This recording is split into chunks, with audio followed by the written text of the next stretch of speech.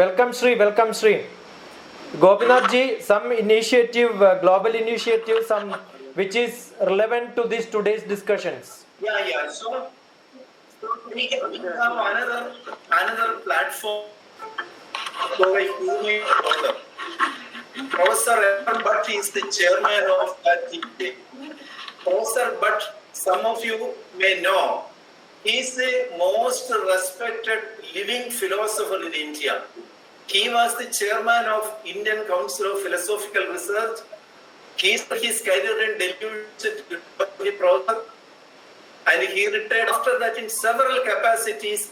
He served in the philosophy beyond as an academic discipline.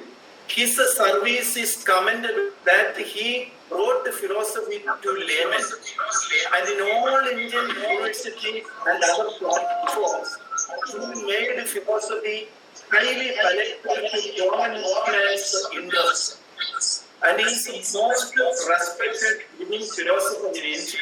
He has books on basic issues of spirituality and philosophy. And we, the Srinivas sir, is one of the executive members of our global initiative, just like Daveji, Sebastian, and we have been organizing several programs, not only conferences, but some action programs we have taken up, so as to connect the society, connect the different walks of social activities to one platform, and therefore we are trying to bring about some consensus, basic consensus on basic, because we are on different islands. We talk of goodness of humanity, goodness, unity, welfare, etc., etc. But we believe that whatever we profess, whatever we believe are the ultimate reality. It is needed for one's existence to have conviction in one's faith is good, but same time we should always be opened up for other ideas.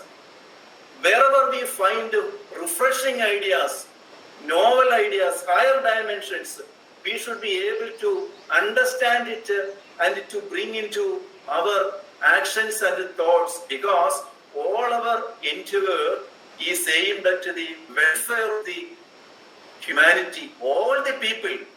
So therefore global initiative is that way. We had several emphasis on education. We started with education because in the Indian education system, how we can have an education rooted in our culture, at the same time amalgamating, combining the spirit of modern science.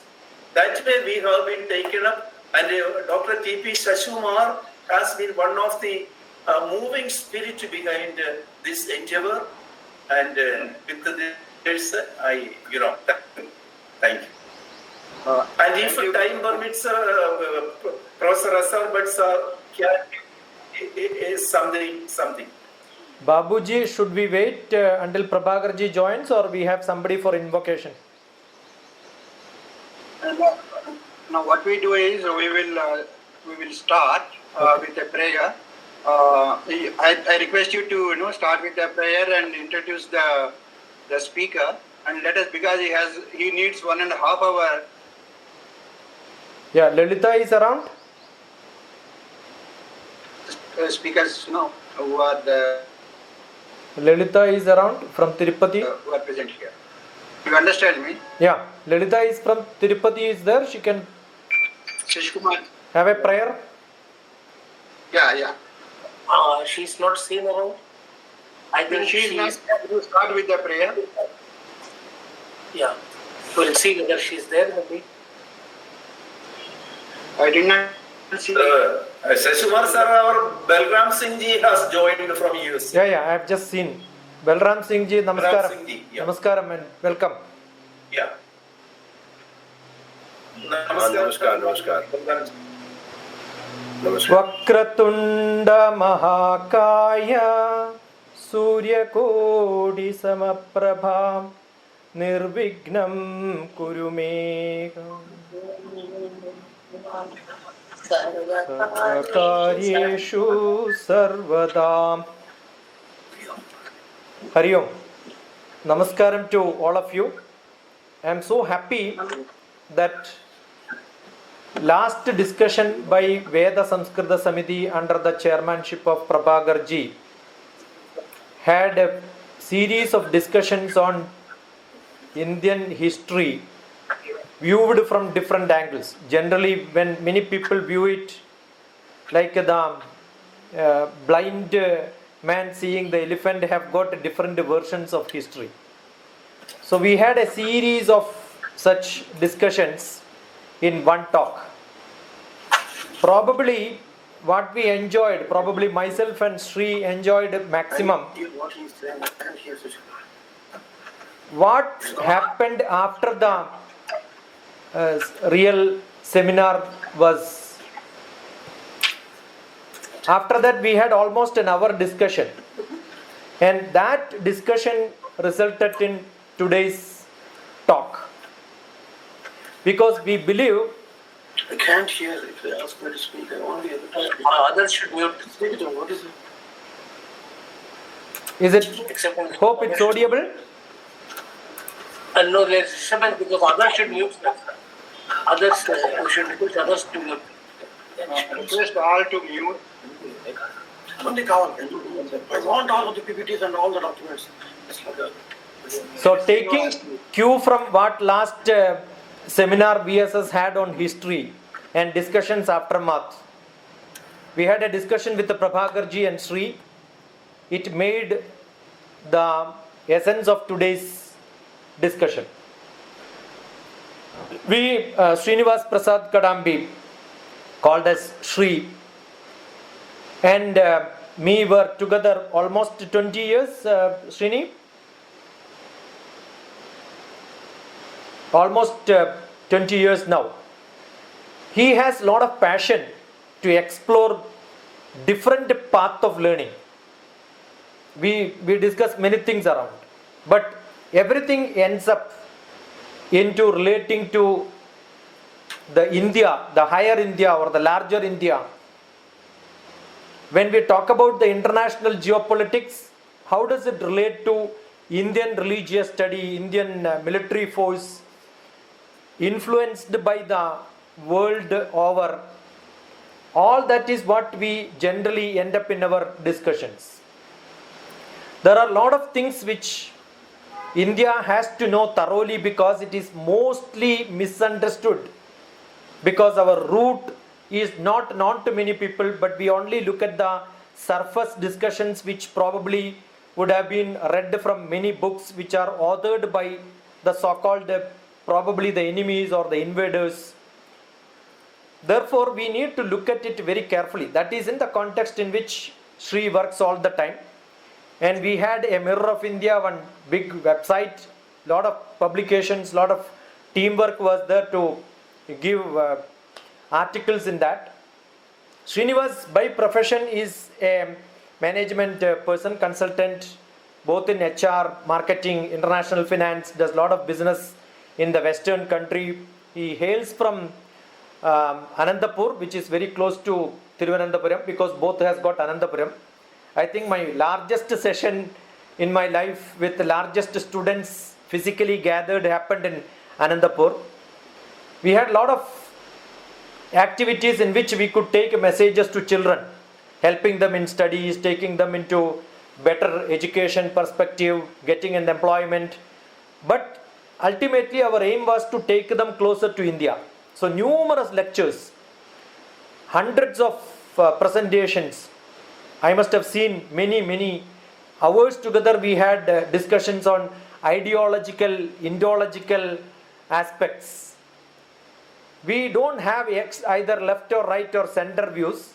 We all look at different views and listen from everybody. So the idea is to think together, disseminate whatever knowledge Srini has done with his own research and studies, probably not contributed to the large group of the so-called speakers so far. So I am sure today we have great speakers from different parts of the globe. So Srini is going to give his version of Bharatavarsha or Bharatavarsha's. What is not important is the history, but we are looking at history for what to know what we can do further. So it is not to create a vision or mission, it is more action oriented. The action need not to be coming from the speaker, but I am sure when we look at a problem, we must know what we have to decide as our role. And maybe subsequent discussions, or we can create a team to understand what actions we can take. So there are great learnings which are going to be exposed, and that itself could be the best introduction of Sri. We are eager to hear and then continue with the discussions. I am sure a workable model will come out, and the credit is not to the speaker or the person who is, or the organization who is hosting, but I am sure it is each one of us who are going to contribute in the future. What I know is not important, what we are going to do is much more important. I am happy that Veda Samskrita Samiti immediately accepted the proposal of Sri's lecture, and then I am so happy that Santhigiri, with the initiative of the global initiative discussions in the last 1 year, where Gopinathji and Bhattji and Deveji and all such great philosophers are here today joining with Balram Singh from Professor Balram Singh from USA, and I am seeing Dipti ji and many people are there who are part of Santhigiri also here. Welcome all of you, and shall I call upon Sri, or do Kanal Babu has got something to add from Veda Samskrita Samiti?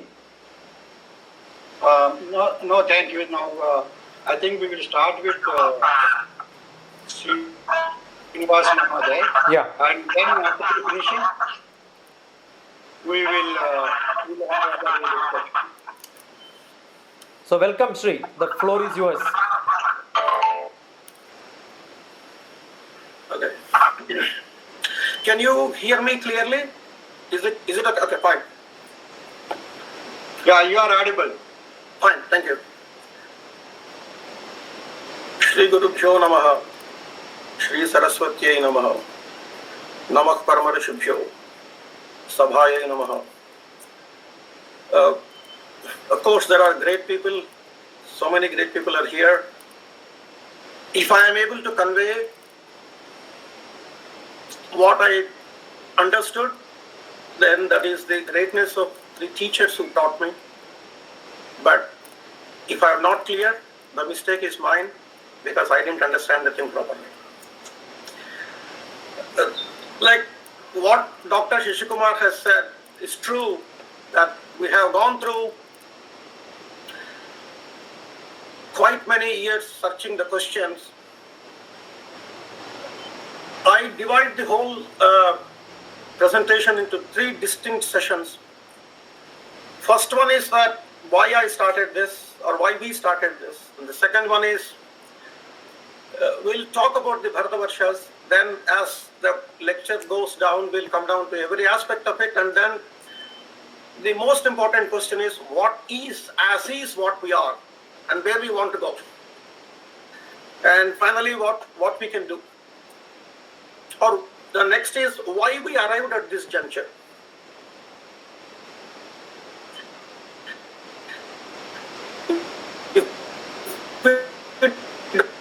Don't know what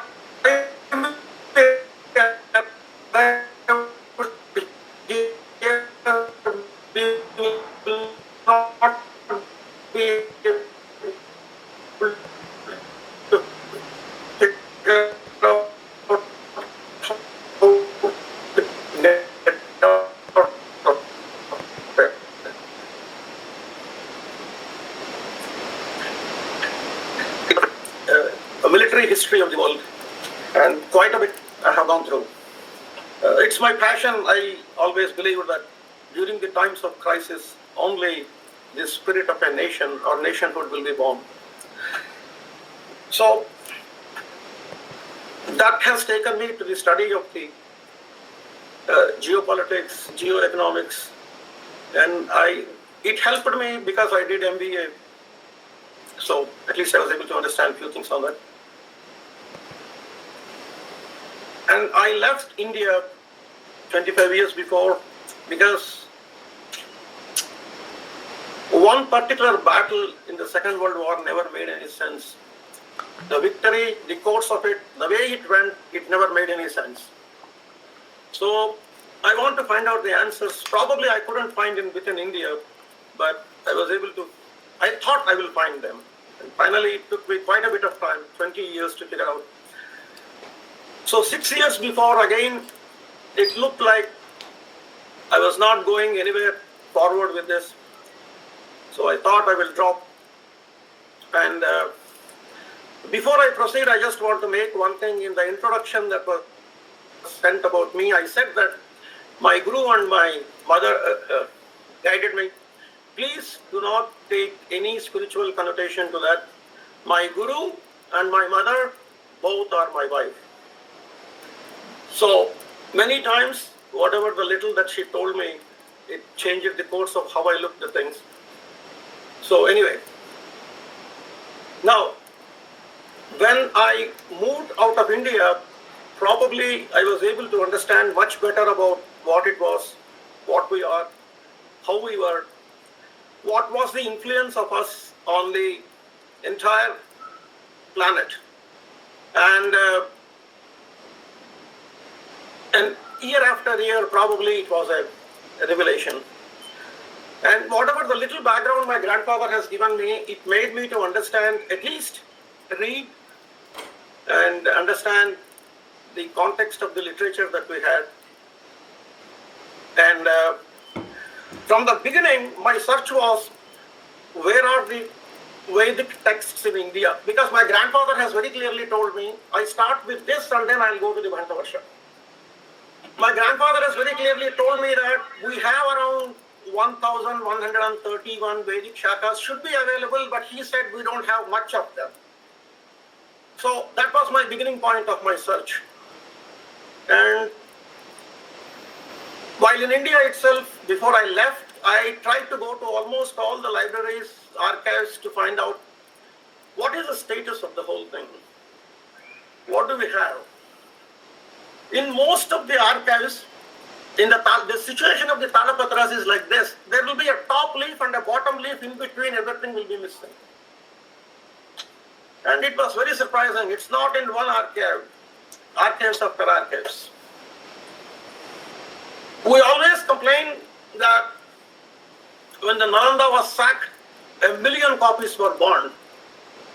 But most recently, in the Nepal, when the Maoists took over, they burnt 10 million copies of manuscripts. This happened just 10 years before. Now the question is, what is there in these manuscripts for us to figure it out? Why do we need them? I have an 8-minute video that will be played at the end of it, but I have a few presentations I'm going to share through my computer itself so that you will be able to see that one.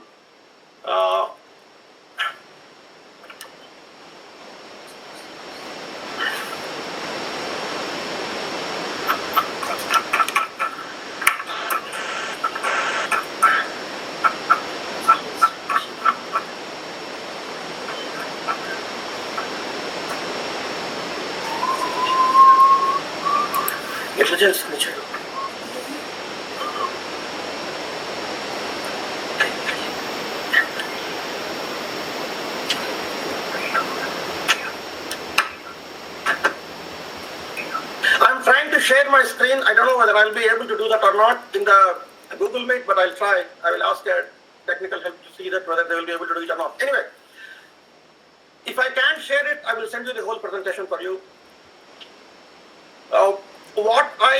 Probably there are great many scholars here, they may know better than that, but what I figured out was, the Rigveda has 9 shakas, the Atharvana has 100 shakas, the Samaveda has 1000 shakas, and the Atharvana Veda has 9 shakas.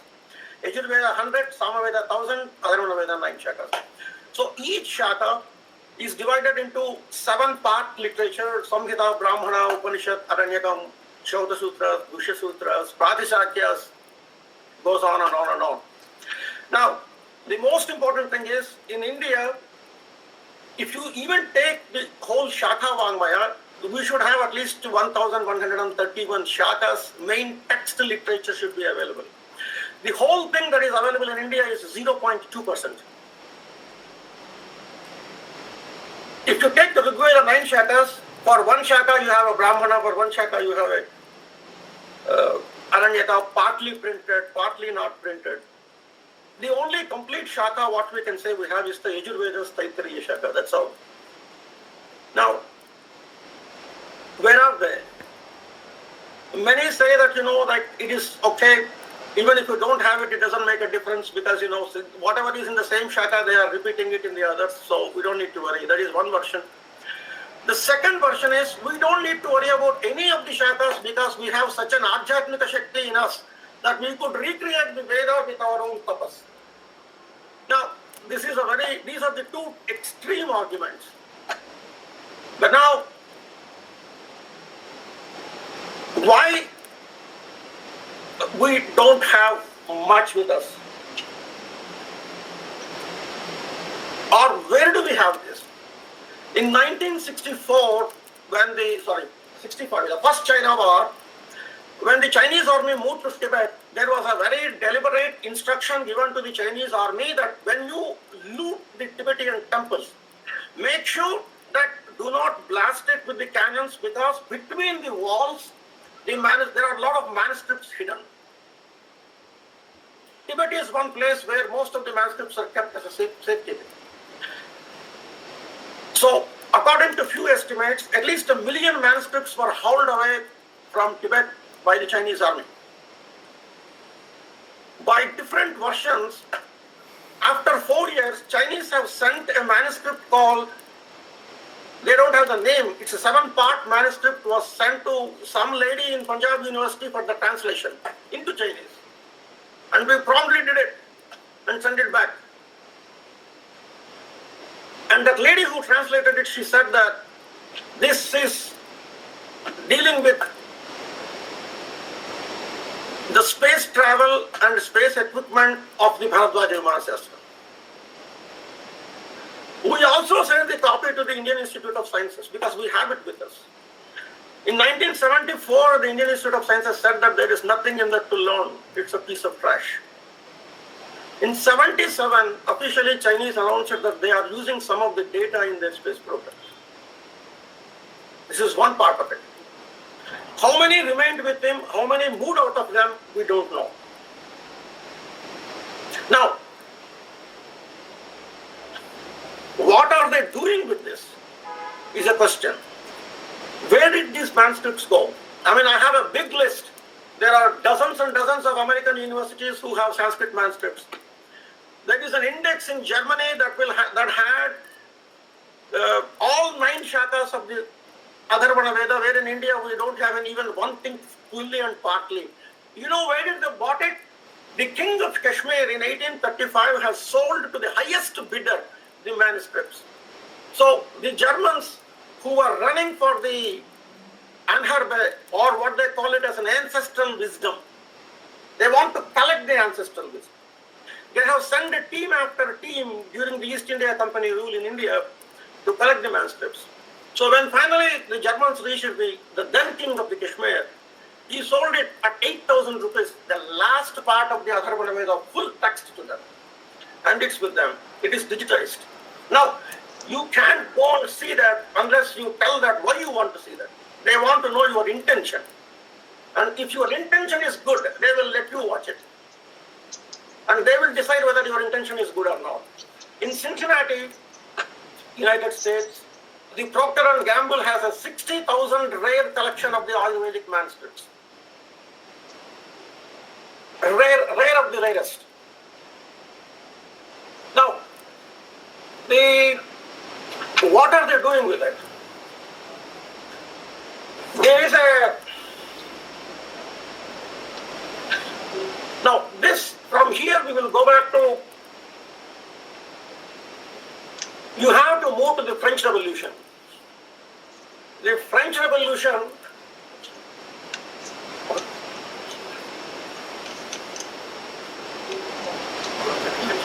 okay, share it.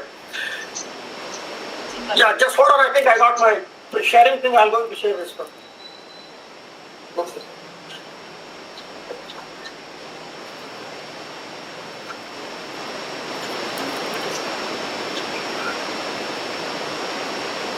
First one. Full book. Full.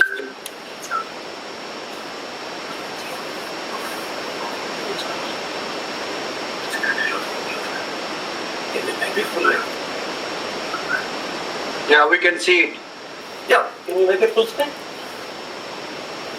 No. Okay.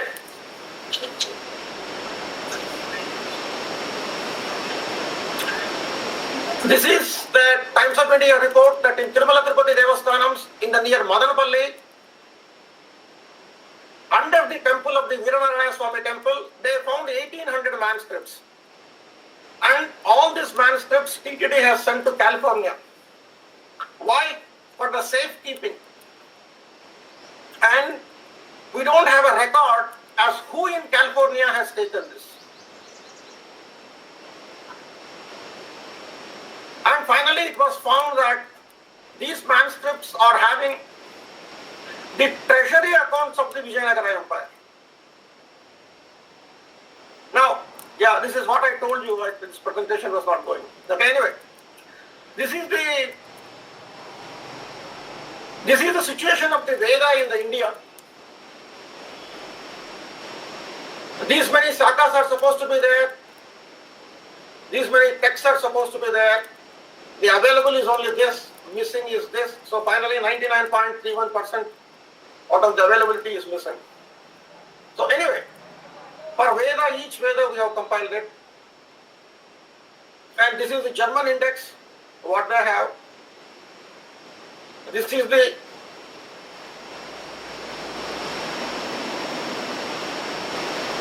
situation of the Samaveda in India.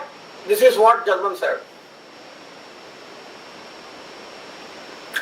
I will share the entire presentation later. This is in the University of Pennsylvania.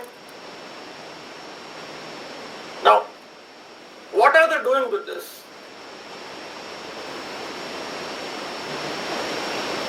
From 1787,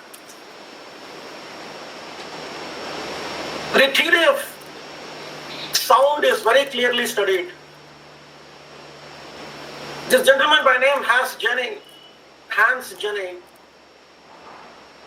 he wrote a very classic text on the structure and dynamics of waves and vibration.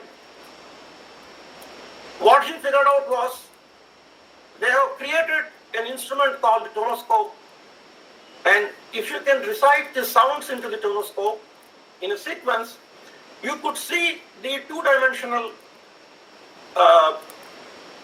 reality of the tonoscope or the sound or vibration. They have done with almost all classic languages. They have done with every language. And finally they found out that, only two languages in the world, one is Sanskrit and second is probably Hebrew. Whatever you spell, whatever you pronounce, whatever you intone will create exactly the written script of it. So what they did was that they moved a little bit further with this. If the letters will create, if the pronunciation of letters creates the structure of the letter, then what do the pronunciation of the special sounds will create? Special sounds means, for our understanding in India, it is the mantras. And this research into the tonoscope is highly classified. Only it came out in 1885, that too with great difficulty. Mentioned only in few texts, it's not mentioned anywhere because the British Royal Military Academy is part of it and American Army is part of it. So when they did experiments on this is a Sri Yantra created on a massive terminal which has been fed through the tonoscope the vibration of the base letters of the Sri Yantra. Probably this is the only picture that is available all across the world. That too because it was mentioned in some book. Then they have done in the Sweden the same thing, many places, many places. And so basically this is an interference pattern in physics, like any sound wave interference. If you take it as an interference pattern, it's in 2 dimensions. So if you can make it into, can you see this one in 3 dimensions? So they have done with the help of laser hologram, laser holography, so many things came, or what they call now as birth of vibrational holography, in which this particular interference pattern, if it is projected into the 3 dimensions, it will exactly create the Devata that you see as Lalita. Now, this is one of the rules in the Agama, that mantra, yantra, devatayo, abhedaha. There is no distinction between these 3 because these 3 are in 3 distinct planes. One is in space, one is in 2 dimensions, another is in 3 dimensions. Now, the reverse also should be true. So, then an experiments were conducted for the reverse vibrational holography.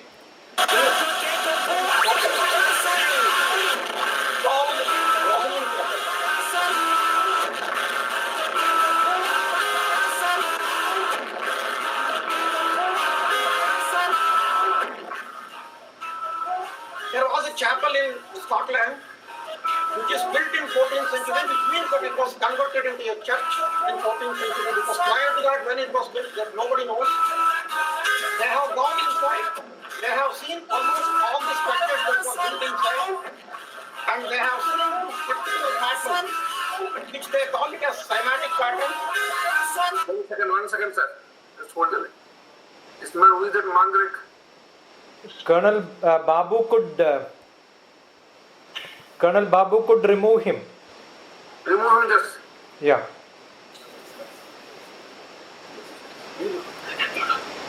Yeah, continue, Sri. Yeah, these are called cymatic patterns. If you go to any temple, if you look onto the top of the roof, they will be etched with much more clearer patterns like this. So what they did was, they have taken these patterns and fed to the 2-dimensional computers to see that from this, the music could be created backwards into the mantra stage or not. And they have done this in the Rosslyn Chapel. And finally, they have given a concert also on the music created from the, that makes it quality.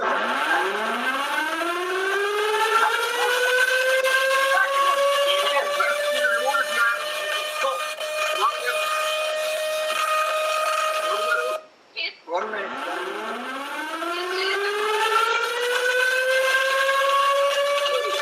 I'm just removing this. Is it from my computer or from somebody else? From somebody else.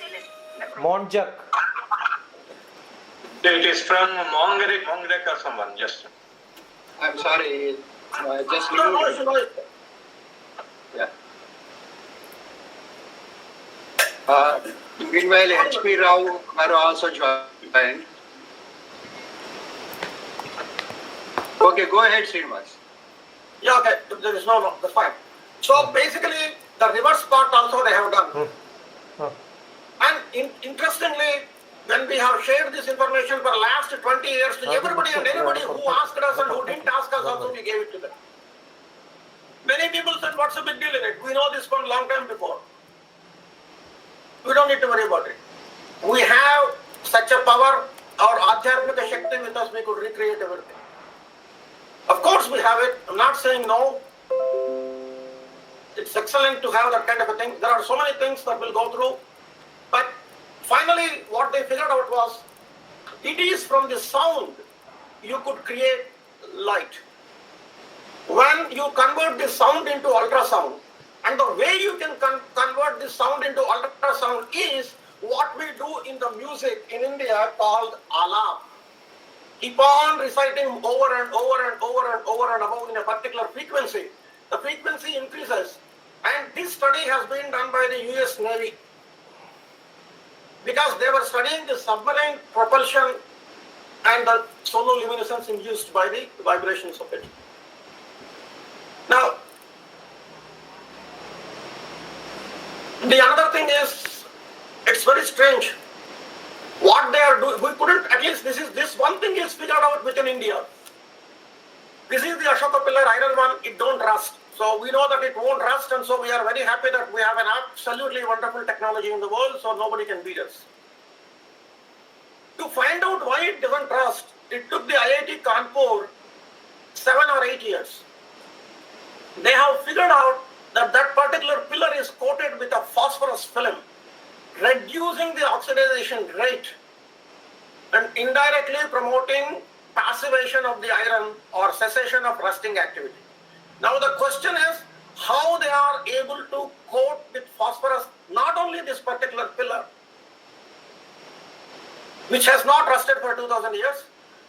Every structure that was built in Konark, they have iron beams. Anywhere where they have used, it's the same technology used. Now, I think probably they also asked the Tata Steel whether they will be able to replicate this. They said they can. They said they can.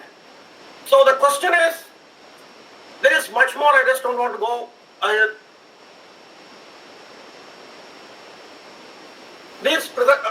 So now, whatever they are realizing in the science, whatever they are figuring it out in everything is excellent and wonderful. And they need the manuscripts. They need how you use it, how we use it. Now, this was very strange, but inside India, wherever, we have no idea what is happening. We are all told, you are 2000-year-old civilization, your history is 2000 years, you have nothing to offer. Well, that's a wonderful statement, and only we came to you and we civilized you. And finally, the narration is, you are not even a country. We gave a country for you, and as a bonus, we also gave you your western neighbor, eastern neighbors, and everybody. Even today, if you want to civilize yourself and develop, only we can come and help you. You cannot do any development on your own. You cannot do any civilization process on your own. This is the narration that is there from 1947 until now. Now we'll go into what is this 2000 years of Indian history. Now, as a bonus of it, many of us say that, okay, we are not 2000 years, say we are 5000 years. Why? Because we take a logic that we are at the beginning of the Kali Yuga. So 5000 years have passed. So we are very happy. So we are countering the narration of these guys. And then we are also happy when the NASA gives you a software where you can feed the details of some stars and planets, and it will figure out and tell you that Mahabharata war occurred 3000 some change years before. Around 3500 years before. We are happy with it. We are okay. Now, the point is, what is this 2000 years? Why this 2000-year narration is coming? This goes back to French Revolution. The basis of the French Revolution, there is an excellent book written, not in English, but in French.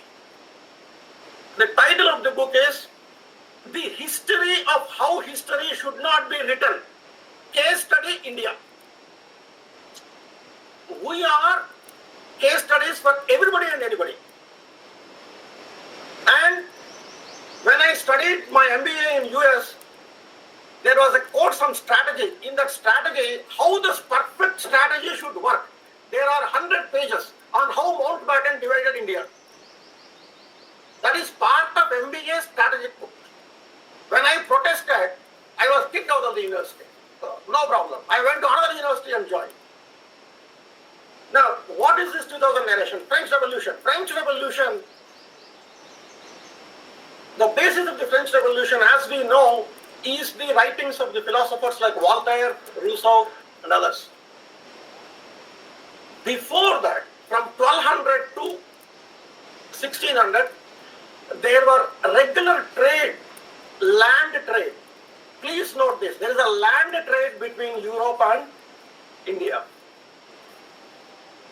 were coming, they were going for spices. And of course, people were coming, India was connected by land. Right now, we are not connected by land to any country other than our Western cousins.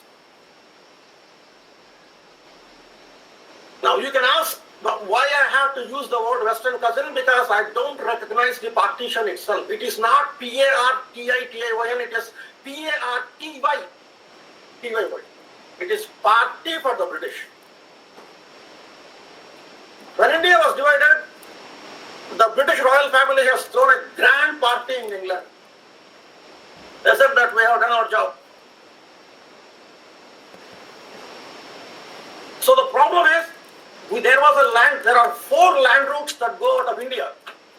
One is a south-western land route via Lahore, through Balochistan, enters Persia, Iraq, into Africa, then north, and it branches northwards into Lebanon, and from there Turkey it enters Europe. You could travel from the tip of the Europe to Kanyakumari by the land route. Same way, we have northern routes, starting again from Kashmir, it goes into Kabul. From Kabul, it will take into the Central Asia to end of Siberia, all the way to the end of the continent, into China. And you can go and branch to the left, and via Hungary, you can enter into the Europe. And second thing is that this land trade was going on, and this was only stopped for a temporary period of 300 years when the Turkey fell for the Ottoman Empire. They blocked the land routes because they want to control the commerce that goes out of it. So, because the Ottomans focused only on the land, on the commerce portion of it, the knowledge that was transmitting from India to Europe or everywhere stopped, and that plunged the Europe into dark ages. So, the next question is that when the French were, that is what they said, we want to go find India. If they are blocking us this one, we have to find out the land routes, other alternate route. That is what fueled the maritime commerce, and they moved. Finally, they found the routes, Vasco da Gama, all this story. I don't want to go into much of it. So when these land routes were there, the French had a very wonderful interaction, and they had almost much of the literature was copied into French. Post the dark ages of the Europe, when they again found out the maritime routes to India, the French have translated most of our astronomical versions, and our medical materia medicas were translated into French. Why into French? At that time, French was the common language in the Europe. English was the language of the pirates. The pirates used to speak in English as a code to avoid the continental Europe and continental European kingdoms. At that time, before England rose to the maritime power, it was Spain and Portugal that were the main things. The whole world was ruled by them. And in fact, at that time, the church, which was mediating with a 10% commission, means whatever they found, wherever they plunder, they have to pay 10% to the church. The churches divided the world equally, democratically between Spanish and Portuguese, stating that left is yours, right is yours. That's why Spanish sailed to left towards India, Portuguese sailed towards Americas. Or Spain sailed towards America, Portuguese came towards India. That is what the Vasco da Gama thing. Then Portuguese complained, you have given everything to Spain, what about us? They said, okay, fine, we'll give you Brazil, take it. With this, once they found out the routes, they have translated it, and before the French Revolution, the entire French philosophical circles have rejected the church ideology as nonsense. They have said that the whole calculation you are saying that the universe is created 5,000 years before, 2,000 years is the history is nonsense when you see the eons of the cyclical time that we are getting it from the India. So we don't recognize your version of it. So the ultimate result of it is when Napoleon was crowned and as an emperor, when he dislodged all this, and when French Revolution is over and when Napoleon became emperor, when the Pope came to coronate him, which was a custom there, Napoleon said, "You have no spiritual, moral, ethical right to coronate me as a king." And he snatched the crown from the Pope's hand and he put it himself. Because you lost the character. Now, this is a very dangerous trend. This era is called as a French Enlightenment era. This French Enlightenment era later fueled into the German Enlightenment era in 100 years. So they know that the knowledge is here or information is here. How to get it is their job. How to stop them is the job of the British. So the church had a pact with the British that we will leave the political domination to you to India, but you have to make sure that this French Enlightenment issue that came with the Napoleon and others cannot be repeated because we lose control. You take the political control of India and then we will not interfere. It is up to you how you will civilize Indians. British said, okay, then we need absolute authority. And that is the rule where the Portuguese, Spanish, whatever the possessions they have in India at that time, they have given it to Britain as a dowry. So British took over the political control of India, and when they took over the political control of India, first thing that they have three problems. To civilize us, or to set our narration which created enlightenment in the France and Germany. Three major issues. One, manuscripts. They have written down everything very carefully. You cannot meddle with it. Second, inscriptions in the stone temples. Massive inscriptions in massive temples. Third is the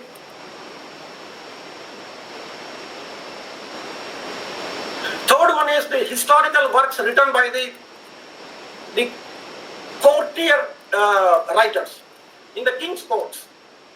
These three have to be collected. Unless you destroy these three, narration cannot be set for you. So now, that is where the story of writing began. Indian history as told by Indian historians. This is the first text written by T.S. Eliot. T.S. Eliot was appointed to civilize Indian history properly. T.S. Eliot has written Indian history as told by Indian historians. It looks absolutely fantastic. Now, who are these historians? Who told it? The guy who taught him Sanskrit is one historian. And the second historian is the guy who took care of his horses. The guy who took care of his horses is a Muslim guy. The guy who taught him Sanskrit was a Hindu guy. So he asked both of them, tell me what is your history in India. So what he said, he wrote. Now, I just will give you in 3 minutes one example of what T.S. Eliot wrote. In the entire history that he wrote, there are two versions of it. One is, there was a violent entry of Islam into India. And the second one is, there was a spiritual entry of Islam into India. We know much about the violent entry because, that has been written, rewritten, and everything is written. The story is, the violent entry is Muhammad bin Qasim sacking Sindh. Now, that was fine. The narration is fine. He came, he sacked Sindh, looted, destroyed, occupied, killed everybody and went back. Absolutely fantastic. We don't have any problem with that. Could be true, it could not be true. We don't know. Now, the point is, why did he come to Sindh? That is where T.S. Eliot wrote a wonderful story. The story is this. It's not mine. You can find it anywhere. The story is this. In Arabia, in Baghdad, there was a governor by name Izaz. And in those days, Arabs were sending their women and children to Sri Lanka to study. Now, first of all, even today, Arabs won't send their women anywhere to study. The point is, if you read the narration, you will ask 1,000 questions. But unfortunately, even today, we have not asked a single question. We have taken repeats the same thing. I have gone through the entire T.S. Eliot history. It is available on the net. So these women went to Sri Lanka to study, and when they were coming back, some pirates caught all the women and took them into captivity. So a girl, 13-year-old girl, from the middle of the Arabian Sea, from the ship, cried loudly, "Ejaj, save us." Ejaj is the name of the governor of the Baghdad. And Ejaj was sleeping and he heard the scream of this girl. And he wrote a letter to the king of the Sindh that please get this woman out. The king of the Sindh replied him back that I cannot do it because these pirates are not in my hand. So the Ejaj was so angry, called his 14-year-old nephew by name Muhammad bin Qasim, whose father died only 1 year before, and gave him 6,000 armed forces and asked him to go to punish the Sindh king. The story is fine. But the problem is, there is a logistical problem here. With 6,000 soldiers to travel from Arabia to Sindh, a distance of 3,000 kilometers, how many would have survived? This question one. Question number two, at that time when Ejaj was governor, he belonged to the second caliphate after Muhammad. And they were in an internecine warfare. They were fighting who should lead the Islam next. When he himself is having a battle with other people who should control it, he committed 6,000 troops, no issue.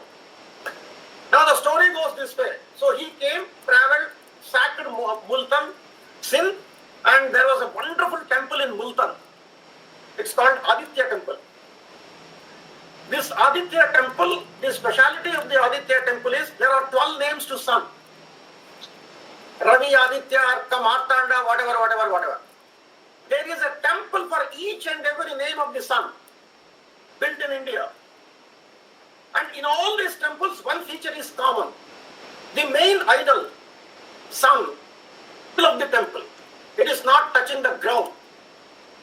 It is built on magnetic monopole principle. And in the heart of the sun statue, there is a 2 to 2.5 kilo, either ruby or diamond or ratna, marakata, manikya, whatever, because it is 12 parts. 11 precious metals were there etched into his heart, and the first ray of sunlight will touch it, it magnifies the sun, it reverberates it, it goes into the temple, it gets out.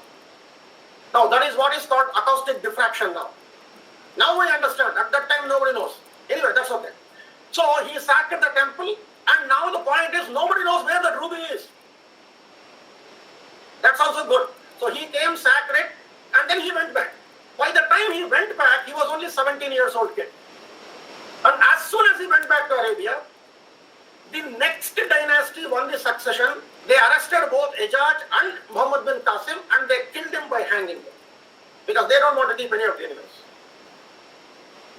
Now, the timeline of this one is around between 685 to 735. Excellently wonderful. There is no questions asked about it. The problem is, between 635 to 735, this Arabian region is fighting exclusively for their superiority, who will control the policy. And they wanted to convert the Persians. And the question of the Persians, they were not Islamic at that time. And there was a rule in Persia that if an Arab comes into our border, cut his head, we will give you 3 gold dinars. Because when Muhammad found the religion, he sent a messenger to the Persian king Cyrus II, asking him that I received the message from the God, can you follow me? The Cyrus told that I don't need to listen to philosophy and spirituality from the people who live in the desert. We have enough. And after that, they made a policy that anybody who travels out into Persia from the Arabian lands should be killed. Now, that is a time when Eliot says that Muhammad bin Qasim was traveled. Fine, excellent.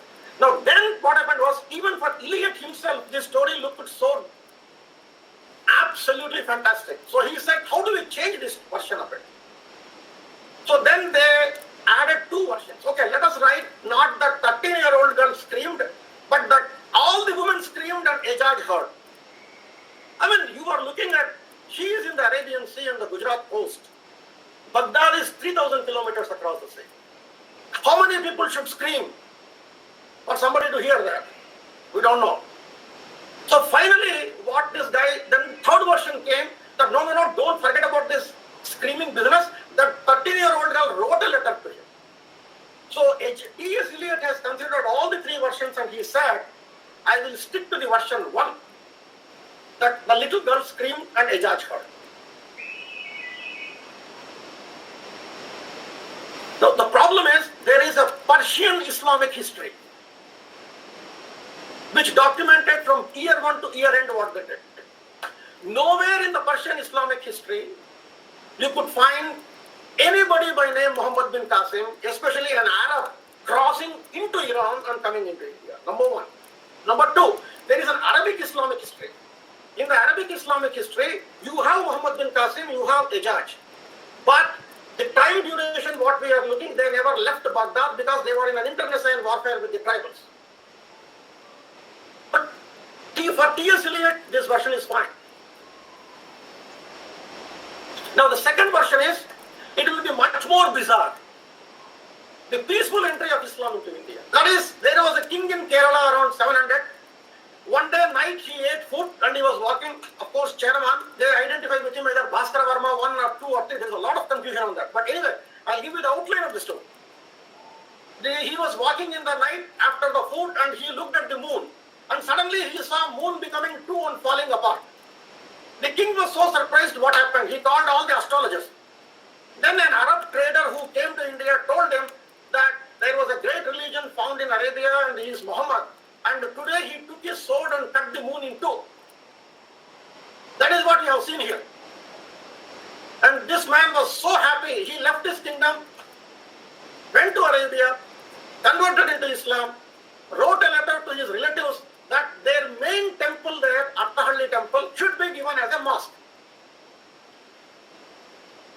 This is the version. Now even today, you will be surprised, in Iran, in the mosques they will teach that you look at the moon, there is a scar you can see, that is what Muhammad has used to, with his sword he cut it. And finally NASA has to come with a clarification. Boss, there is no scar, no sword, nothing, we have not found anything like this. Don't pull us into this controversy. Because they already told, NASA confirmed that he cut the moon. This is the second version of it. Now, we are stuck with it. But so, why did we stuck with 2000 years? In 1925, there was a historical congress that happened in Thrissur under the British. Of course, they are the great historians. And the Indian followers of them. In that conference, it was decided that Indian history should be limited to 2000 years only. And any other personality that goes beyond it has to be straightly brought back into the straight jacket of the 2000 history. Simple, end of the page. No more discussions. So what do we do with Shankara? Okay, we'll bring him to 780. But when did he belong to? You don't need to know. Your history is 2000 years. Please follow this rule. Now, then, when did other kings? Well, if you can fit them, you fit them. If you don't fit them, it's a mythology. It didn't happen. Second, then how do you decide what is India? So the first version of the British is, there was one more problem for them. The other problem for the British is that for them, a country or a nation means a country that follow one God, that will have one king, and that will speak one language. If you don't have these three conditions, then you cannot be a state. For example, if you take Portugal, they speak Portuguese, one God, Christ, one king, whatever, that's end of it. But when they come to India, they couldn't understand that how in the world you have so much of multiplicity, no single language, how you can civilize you. So they have to civilize you by creating you one geographical border with one God. Probably if it is as a bonus, they can give you 2, 3. Because we have innumerously too many. So, how do you do that? First of all, you have to come up with a language for it. So initially they thought that Fine. We will create two languages. Two languages are created. Literally two languages are created. One is Khadi Boli, or what we call now as Hindi. Second one is Urdu. And they banned both Persian and Sanskrit as official languages of communication the moment they take over your education. Once it is done, you are speaking a language Hindi, and then your religion should be Hindu, and your country is Hindustan. It fits the pattern of their understanding of what religion is. If you like it, it's okay. If you don't like it, you don't have a choice.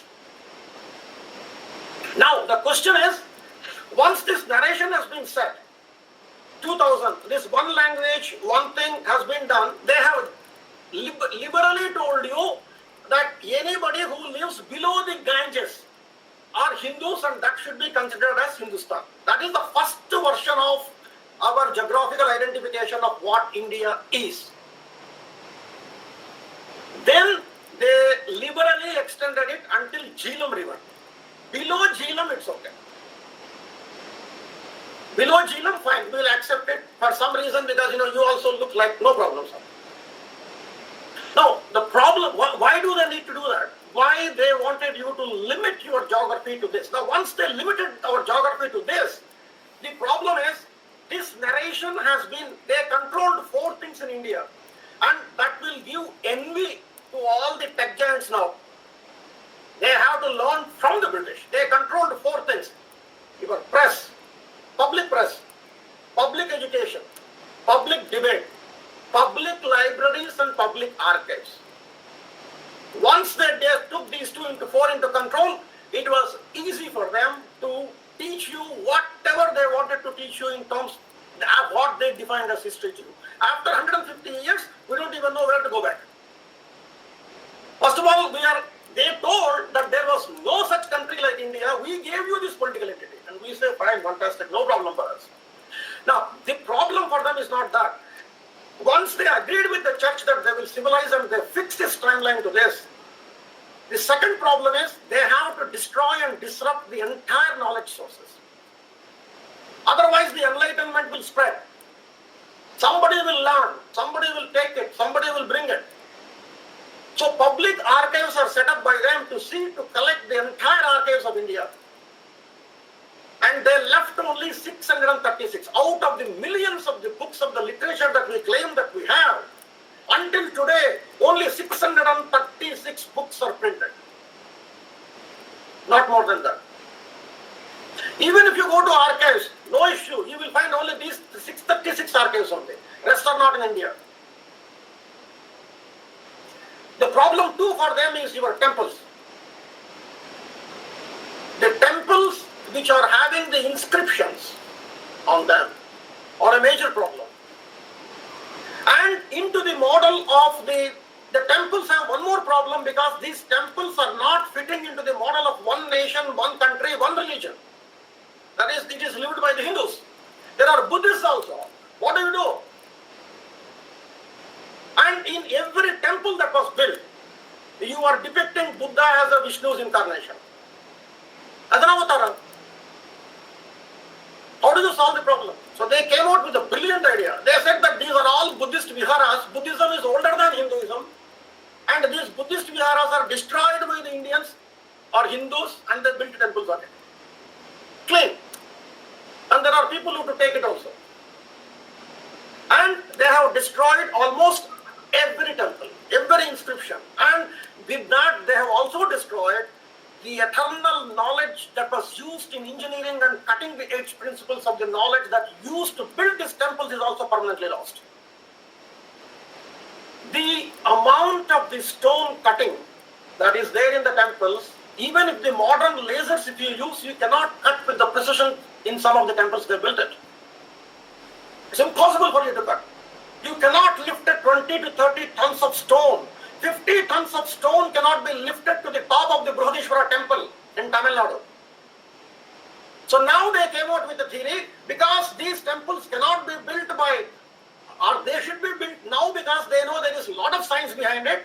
Now the argument is coming, look, you guys who are uncivilized, who are civilized by us, cannot build these temples. And these temples are all built by alliance. You open your history channel, day in and day out they say that Vijayanagar Hampi is built by alliance, Brihadishwara temple is built by the alliance, something else was built by the alliance. History channel in India today will tell you the same thing.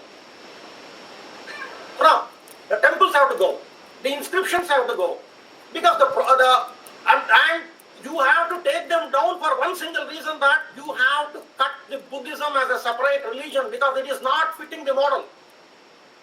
So the first divide and rule in India that we have taken is Hinduism is not Buddhism. They both are totally different religions. And in order for them to do that, Buddha cannot be an incarnation of Vishnu. And if you want to remove Buddha as an incarnation of Vishnu, you have to cut the entire wisdom of the Puranas. So they asked you one question, that look in your Puranas,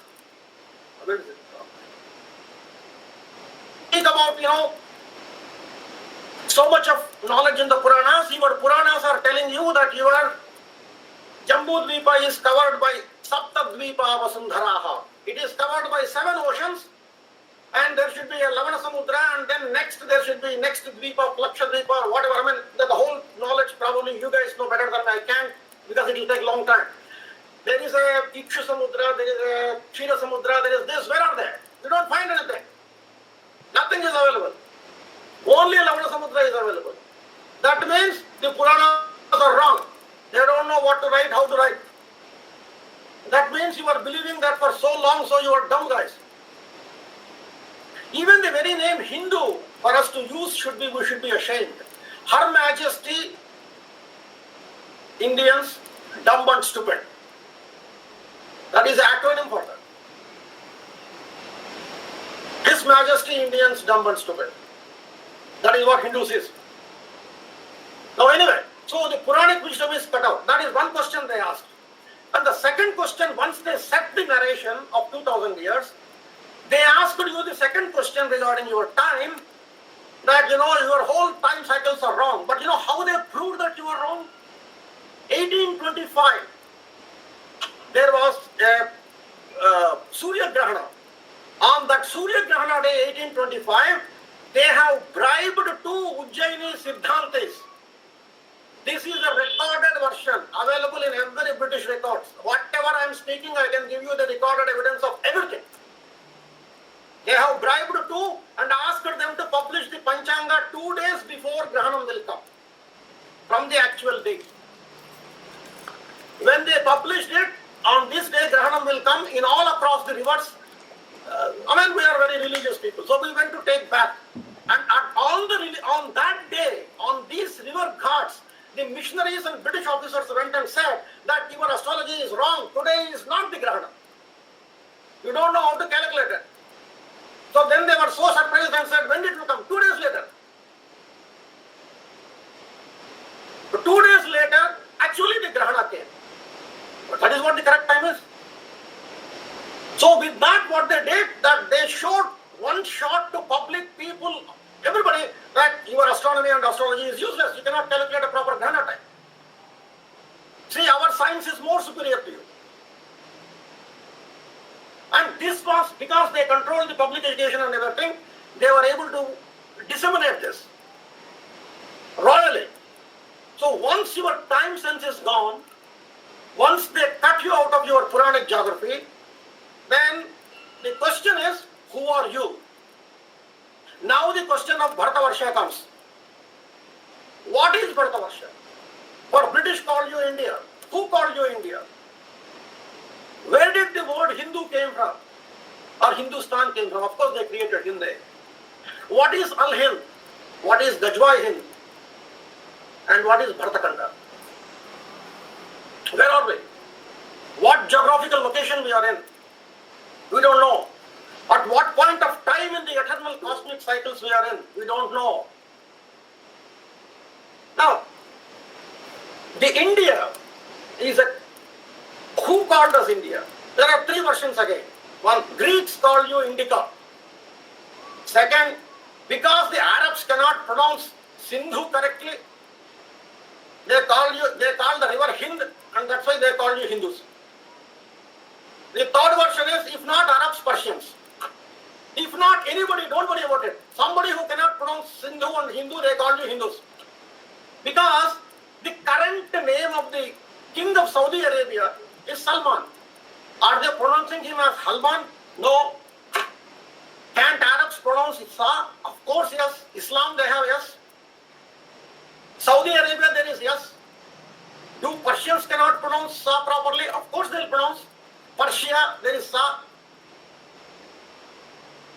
Who cannot pronounce? Where did this theory came? That's one. And then the Al-Hind is a goddess in Arabia. Muhammad, after destroying, see, there was a temple built, Muhammad destroyed it. That temple is built in a circular fashion with 1 degree apart, with the 360 degrees covering 360 goddesses.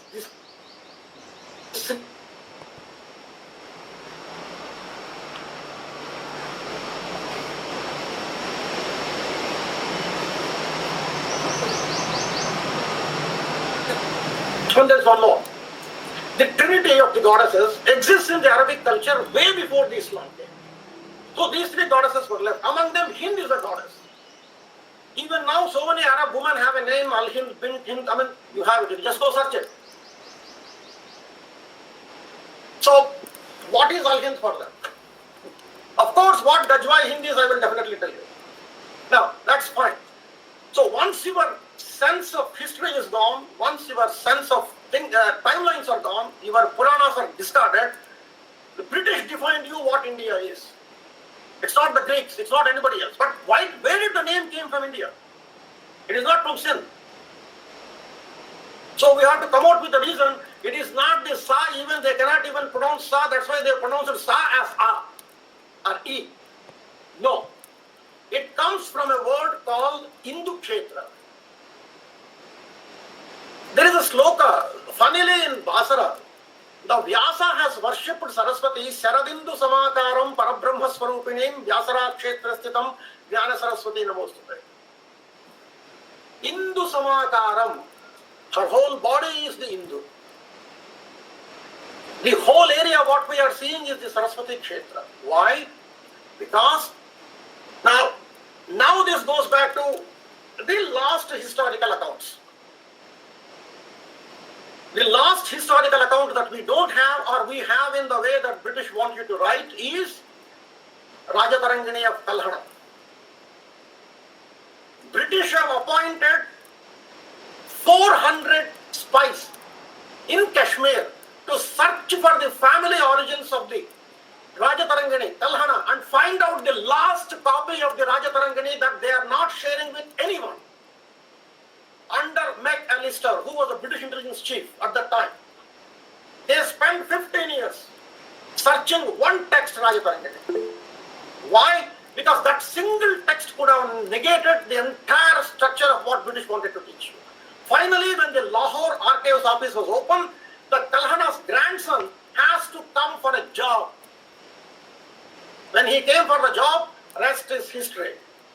They said, you will be the chairman in this, but give us the Rajatarangini. Once they took the last surviving copy of the Rajatarangini, in 50 years, British printed one more version of the Rajatarangini. Now, that version of the Rajatarangini is now standard. Where is the original one? Of course, we can find it. That's not an issue. The point is, this is why it is called Indukshetra. There is a story. The Rajatarangini writes about one emperor who ruled India. Not India, who ruled Bharatavarsha. What is Bharatavarsha? Will come. What is the name of the emperor? Aditya. Can we hear about this character anywhere in India? No. Except Amarchitra Katha has printed a small story on him stating that he lived in 770 and fought few Arabs. But the problem is in 770, the other kingdoms at that time in India never mention about Aditya. So the historians say that because others never mentioned him, he must be a myth. Fine. Emperor Lalitaditya had one more capital built. He had probably one central capital, one southern capital, one eastern capital, one western capital. Why he built it? We'll come back. The southern capital name is Mahodayapuram. Can you understand where Mahodayapuram is? It's in Kerala. That was one of the largest cities built by Lalitaditya.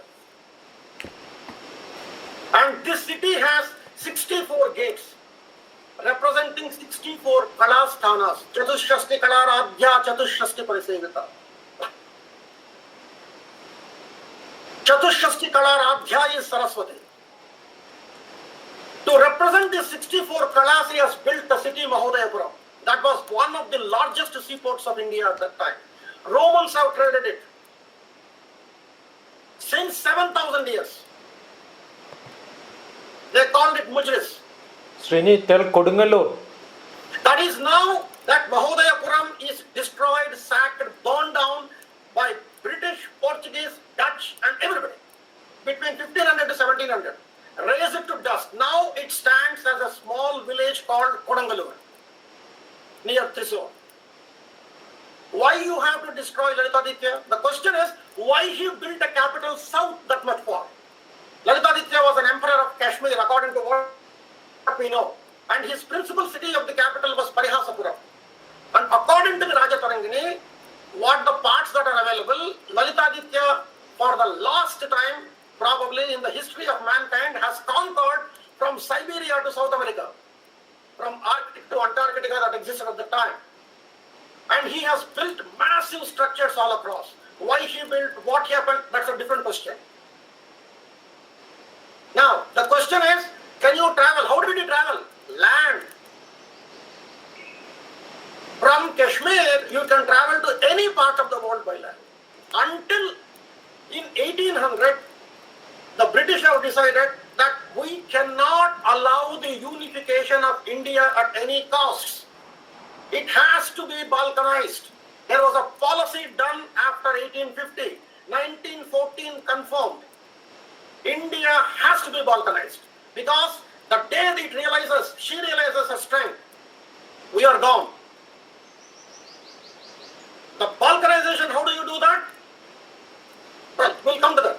So anyway, how do you prove that this land does not belong to Lalitaditya? Two canals.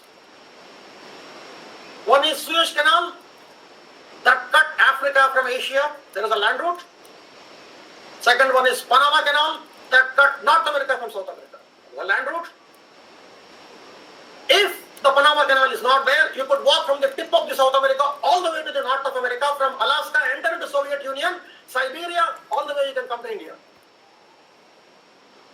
Two canals, 4 continents. What did we do? We said, okay, Saptadvipa, Vasundhara, anyway we cannot prove it. So we will take these 5 continents and let us fit all our Saptadvipas into this and we'll be happy. If you fit Saptadvipas into this, then Bharatavarsha is the current geographical border that British have given us after partition. So what do we do? The third problem that we have is the Lalitaditya's achievements or massive sun temples and moon temples. He was a worshipper of the sun. And the prime capital, his city, was the Sharada Sarvagna Peetha, which is not in India today. 1947, when the Indian Army was about to take that portion of the Neelam Valley River, the British officers have very clearly told Indian Army, don't advance. Hold here. 4 kilometers from the Sharada Sarvagna Peetha, Indian Army was asked to stop. And the Afghans who were defending that particular Peetha for 48 hours, waiting for the Indian Army to come, we didn't go. They handed over to Pakistanis. Now, the funny part is, the Pakistani army taken over the entire complex of the Sarvagna Peetha and said that no other funny business here. And finally, they have called in 3 years before German and Russian geophysicists to map the perimeter of the Sarvagna because the locals have agitated that it is our cultural heritage. They have written repeated requests to the government of India for help. And we told them, irrespective of who rules us, don't worry about it, we have other things to borrow. So finally, the Sharada Sarvagna is mapped before the corona. And the total perimeter of the Sharada Sarvagna is 330 kilometers, square kilometers. That is the area of that university or that learning center.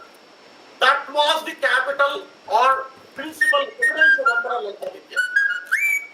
From that point of time, and he built Mahodayapuram as second capital.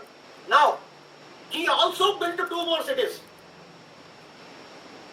for rebuild. There are now this goes back interestingly to Shankara. Shankara built 3 Amnaya Pitas. Forget about Amnaya Pitas. Out of the 3, one is Puri, one is Dwarka, and the third one is Mahodayapuram. These 3 are the massive learning centers. Each center is built with 64 gates, guarded by 64 families. And that is his capital region. The capital region of Lalitaditya is from Kashmir to Kanyakumari. This way from Puri to Dwarka is his capital region. The capital region of his empire is called Indukshetra because the presiding deity of this land is Saraswati. And she is the family deity of those kings. Now, the second point is she was called Kshira Bhavani in Kashmir. That Kshira get corrupted into Kira and then it become to Kera and become Chera. Became Cheravan. The derivation, the entire southern capital was ruled by Lalitaditya and his family members. That is where the Tirunanthapuram kings, the dynasties will go back if you trace it. And that has been sacked. And what happened to the other 2 centers built in Puri and Dwarka? Both are underwater now. Both are underwater. What happened to the Sharada there in the Sarvagna Pita? Of course, one good thing is there is no idol of Sharada in the Sharada Sarvagna Pita. There is only a river that flows in the bottom of it. It is called Madhumati River or Krishna River or it is called Neelam River. Why it is Madhumati? Madhuvakshyame, Madhuvadishyame, Madhumatim Devebhyo Vachamutyasagam Sishrushenyam. That is the Madhumati. And it was there into that Sharada Sarvagna Pita, Shankara has to go to show that he has achieved the perfection in what he wants to propose. It is into that Sharada Sarvagna Pita, all across the world people travel. From every country. There are no countries, there are only empires. This land roots, this is the third Bharatavarsha. Not India. Until and unless we take the Sharada Sarvagna Pita back, either by negotiations or whatever it takes, there is no way we will be able to resurrect anything. That's one. Once the Lalitaditya chapter has to be closed, if they want to create an India of their choice. So it's done. The Martanda temple that he built and exactly the replica of the Martanda temple that is now standing in ruins in Anantnag was built on the same scale in Mahodayapuram, which you cannot find a single stone of it. It's gone. At least in Martanda, in the Anantnag Martanda temple, there are 87 pillars. It took them 3 years to demolish it, using skilled artisans and gunpowder. Still they cannot demolish it. So, once this narration of the Lalitaditya is removed, This is the last time the Bharatavarsha for them was the entire land mass. There was no country division. The Hindu Kshetra is their capital region. That is why there the name of India comes. And it has 4 centers of learning, all 4 are gone. Lalitaditya was brought to 700 years. Shankara was also brought to 700 years. Then we have an argument whether he is the Adi Shankara, Mula Shankara, first Shankara, second, third, fourth, fifth, seventh, eighth. We have no idea where we are standing. Now the question is, this narration of 2000 years, while it has been poured into us, so what is the second Bharatavarsha? This is the third one Lalitaditya created. You can remarkably match construction of the temples, pyramids, anything. Why do we call pyramids? Why are they all called sun pyramid and moon pyramids? They are not pyramids at all. Basically, they are the Mahameru on the land, upwards. They are not pyramids. They are not the king's death chambers. There is no coffins there in any pyramids found. The natural Mahameru is Sharika Pitham in Kashmir. Natural Mahameru. On the same natural Mahameru thing, they have collected, they built pyramids all across, and they are coming left, right and center in China, Tibet, Siberia, Japan, South America, wherever you go, the construction pattern is same. Absolutely same. And they are all dated back to 10,000 BC. This is a very important date. They are all dated back to 10,000, 11,000 BC. Now, how do we know? Once this narration is gone, they said this is a South American culture, this is a North American culture, this culture. You have the stories of Ramayana and Mahabharata etched on each of the symbols that they have survived. Now, they have successfully destroyed most of these temples all across the world. But the problem is that again the question of time cycles. The French are so bent on enlightenment. They want to get it. Even if though we don't want to get it. Even if they want to give free to us, we are not ready to take. What happened was, in 1987, the marine archaeology took birth because of the efforts of the French. They have created a whole new branch. The French military supported them. They have taken the expert, retired all people into that.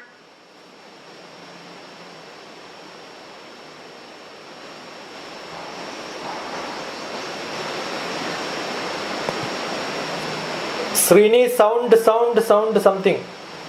Is it my problem or somebody's problem? Also not able to hear. Yeah, We are not able to hear someone. check. Sir is not audible. Unmute and mute once, it may work.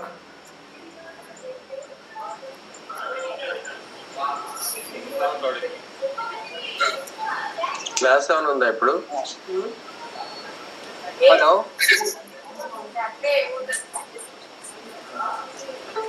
No. Use another system if you have. Use another system if you have. You are visible. Your video is okay. Hope he will join back.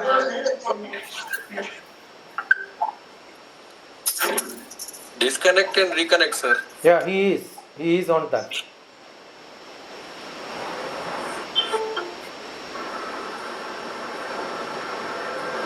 Yeah. Meanwhile, we have Shri Prabhakar Rao garu who has joined the meeting. So Srini is back. You are unmute. You have to unmute. Yeah. Sir, is this session being recorded, sir? Yes, it is. Thank you.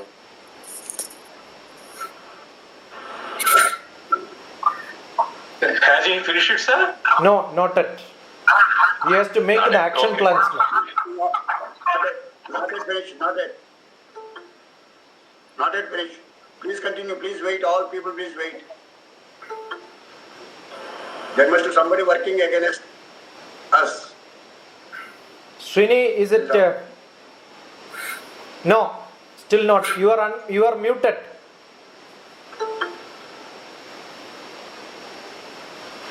You are muted, please unmute. Please You are unmute. muted. Srini, you are muted. You have to unmute.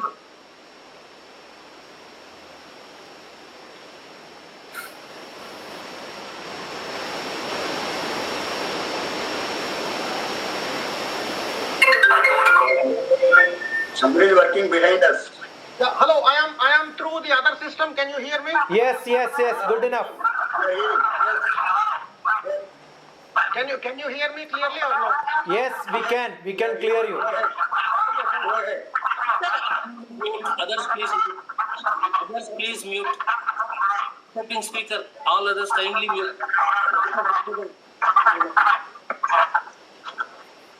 Ravana garu. Sir. Yes, go ahead. Sir. Okay, so what was the last point that we are talking? Just if you can remind me, I'll just pick it up. No, marine archaeology. Archaeology was developed. Marine archaeology was bombed. Okay, but once the marine archaeology was bombed, the French wanted to find out one, that in the Puranas it was very clearly said that after each and every cycle of yugas, whatever creation was there will go down under the water. So, they say that this is the rule. From which Puranas it was picked up, I don't know, but at least finally we are able to find out that after each and every age of one cycle goes on, like say whatever the Mahayuga goes down, whatever the Chaturyuga cycle goes down, whatever the creation was there will be pulled under the water, and by the time the Pralaya comes, the whole thing will be surrounded by the water. This is what the thing. So now there is one thing left, that which one is true, who is true. In order to prove that, you have to go into the sea. So the marine archaeology was born. The marine archaeology was such a wonderful field that first city they have evacuated 16 kilometers by 16 kilometers, 6.5 kilometers away from the sea coast is Heraklion, which was mentioned 2,300 years before in all the texts as a city living. First time they were able to figure it out. Now there are hundreds of cities under the water at varying depths, each measuring 20 to 30 kilometers of the perimeter walls under the sea. So the current 2000 years back, there are 6 cities went completely under the water. One is Heraklion, second one is the Mahabalipuram, not now what you are seeing. Now inside it, it is 2004, Indian Navy has excavated. A massive temple, bigger than the Mahabalipuram Shore Temple outside, is underneath the water. Then the third one is Pumbuhar. Fourth one, Bali, which we know. I have a video, will just show you.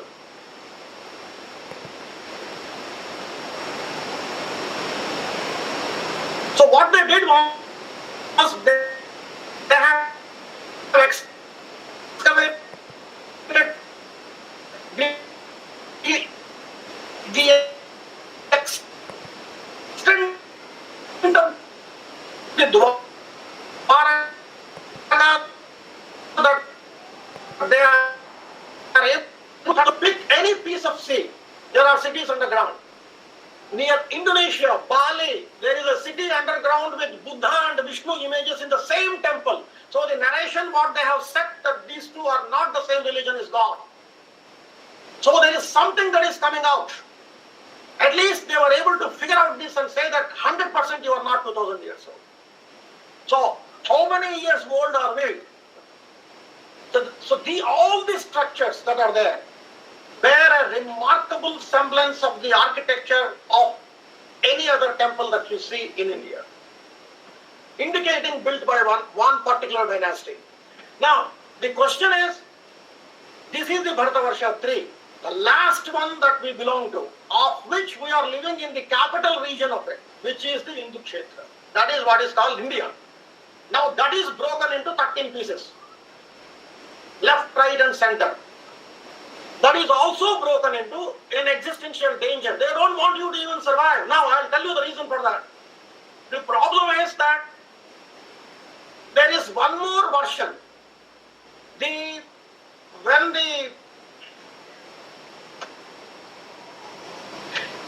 Everybody in the Middle Eastern tribal religions, either it is Islamic, Judaic or Christianity, they believed that 7,000 years world will be ending. Now, why 7,000 years world will be ending? Where did they get that number? Nobody knows. But anyway, that's what they propagated, that world will be ending and Messiah will come to. There is a second coming of their God, their version of God. Everybody has their own version of God. He's coming out. Even we have it. Buddhists have it, but they have it. They have a set of prophecies that predates even Jesus' birth by another 1,000, 3,000 years. They have very clearly said that there will be a second coming of their Messiah to save them, because why he comes? It is the Jewish version which spills into the Christianity too. It's called Shema Israel. They recite it every day. Every Jew recites Shema Israel every day. It goes like this: O Israel, you are my wife, and I will defend you. Your children will be protected. As long as you are my wife, I will take care of you. Now, there are two versions of it. They say Israel means the piece of real estate, the most expensive real estate in the world today, that is Jerusalem, or Israel means in general land. So they believe that he will come back. Then there are a set of prophecies that tells you that when he will come back. The one indication is when you declare Jerusalem as capital. That is the beginning of the end times. So Jerusalem is declared as the capital of Israel 2 years before. Now, there is a lot of confusion. Some say we recognize it, some say we don't recognize it. You may think that it's a political move, and what has it to do? There is a concept called advancing the work of the God, which means that what will happen when the second coming of any Godhead comes? According to them, he will come, he will convert everybody into their own brand of religion, whether it be Judaism, Christianity or Islam.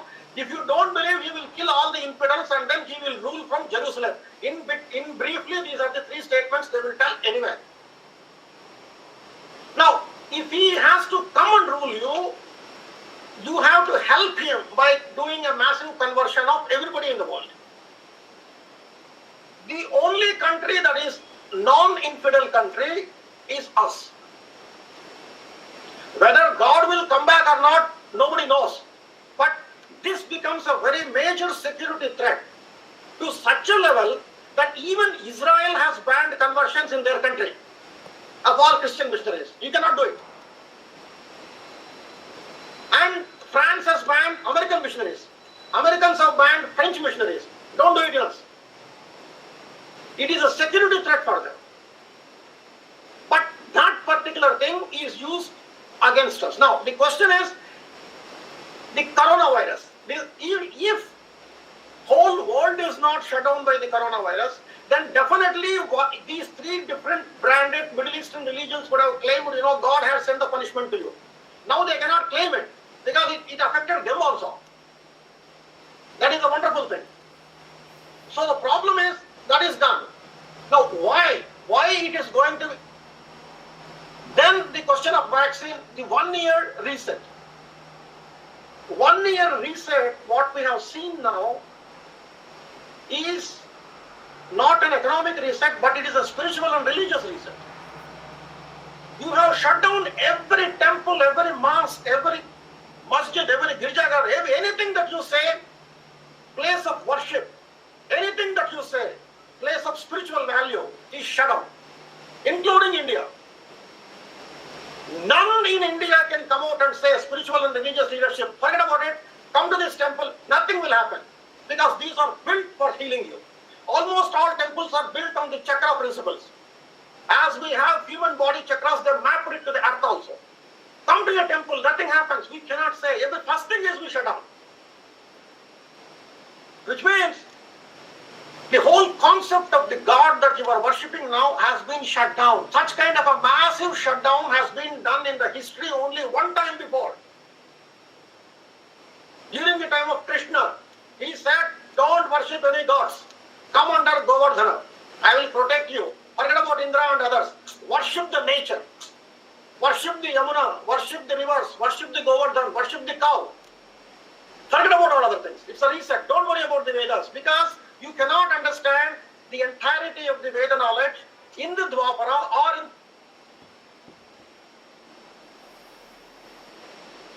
the subsequent Kali, because it's on one quarter. It doesn't mean that dharma comes to one quarter. To understand what dharma is.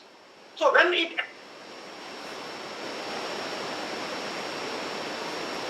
ends, then definitely able to understand. So when that comes to that level of the quarter,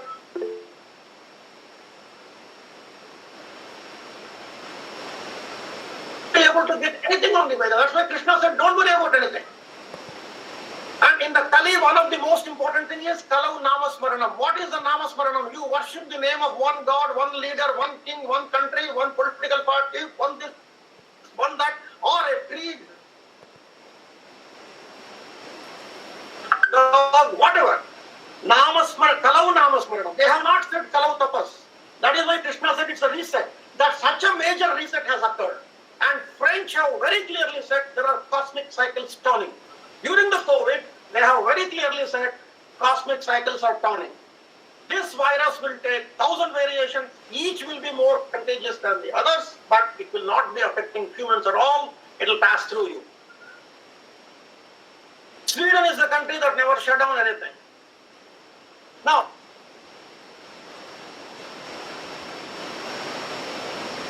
the narration is something. First, the things are coming out. Where do you go after Kali? You will go into the Kruta. Means what? You will have the entire knowledge of the entire thing available to you. How you want to pick what you want to pick is a question. We have all the knowledge available now. At least, mostly, reasonably.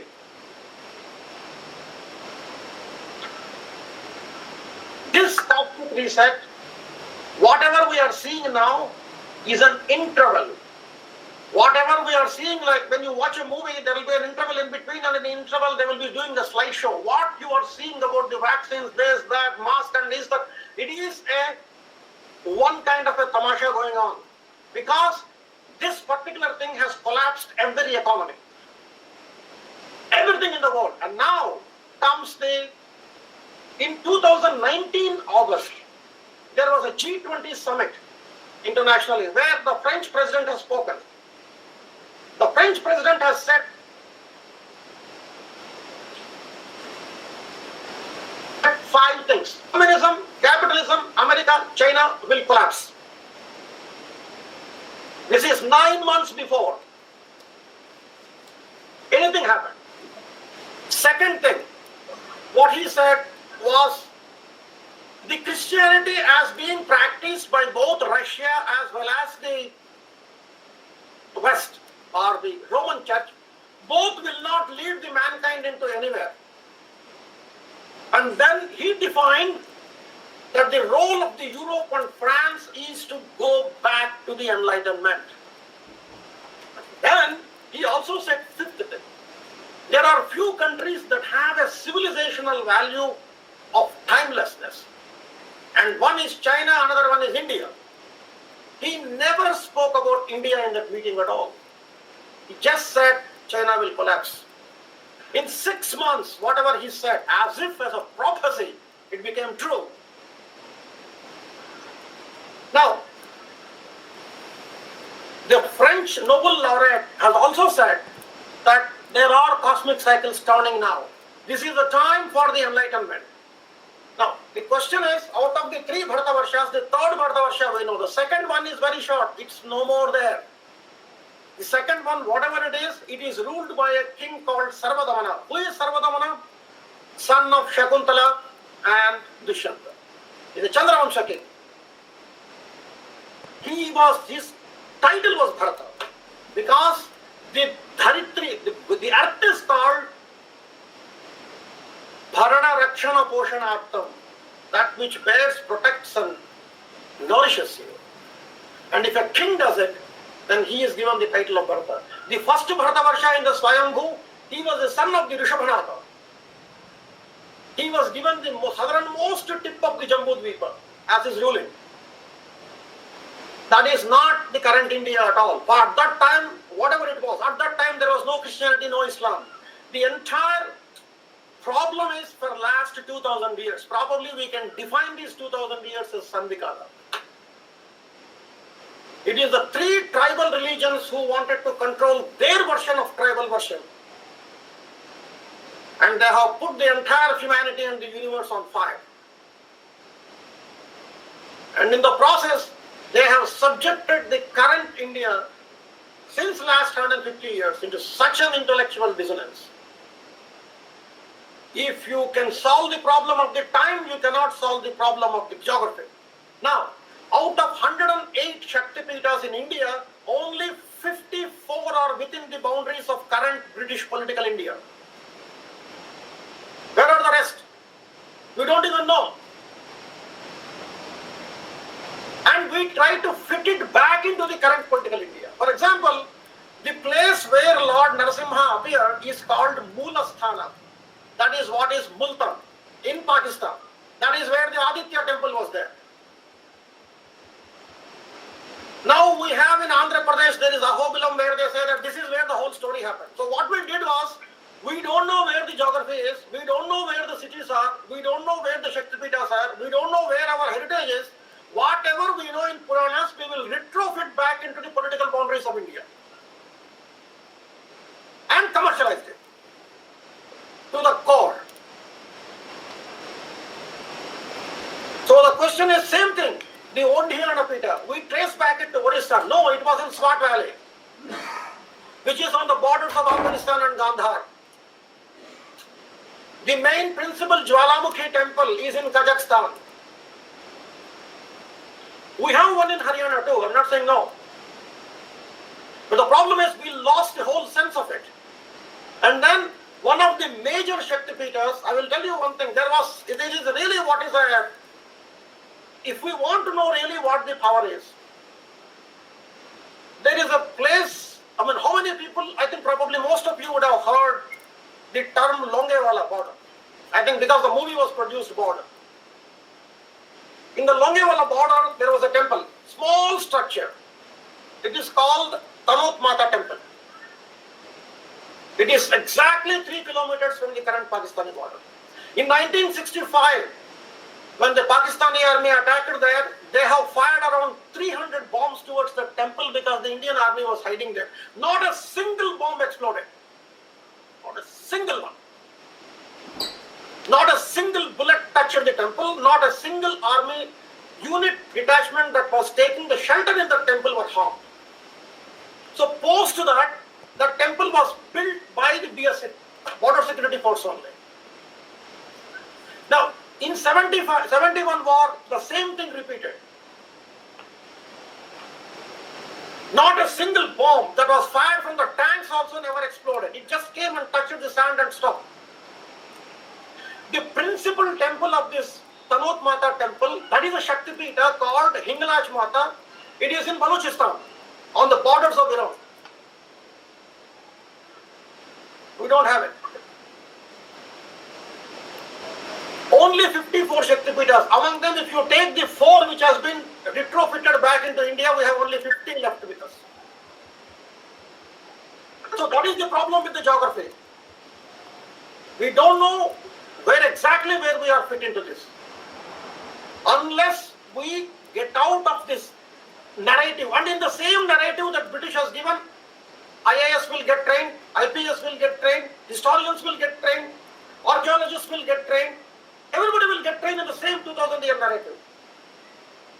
So there is no way for us to be out of this unless we reassert ourselves.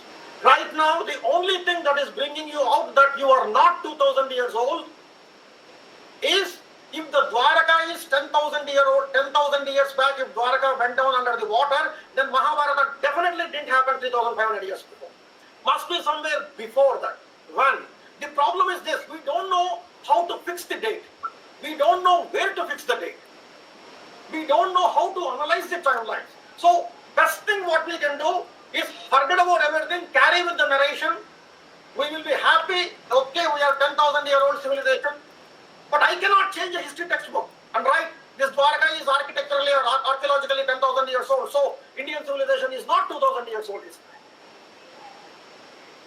Because that will, you have to work so much to figure out what next. There will be 1,000 questions. And we don't want to answer it.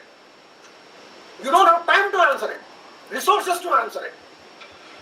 You know, to bring the Egyptian city Heraklion from the bed of the sea, which is 6 kilometers away, the French government has spent more than $2 billion. $2 billion, which is 80,000 crores, to map it, to bring it. We don't have money. Even if we have, this is not a thing that you want to spend. You have so many other things to do. So, what we have is what we don't remember, what we don't know, we will not defend them. That is the problem. If you don't know what you are, you cannot defend it. If you forget what you are, we cannot defend it. This is the state of the Smriti Bhramsha Buddhinasho Buddhinasha Pranasyate. The descent of the intellect in the Kali from 100% understanding to zero level of understanding is where we have reached. What we don't know, we cannot do anything. There is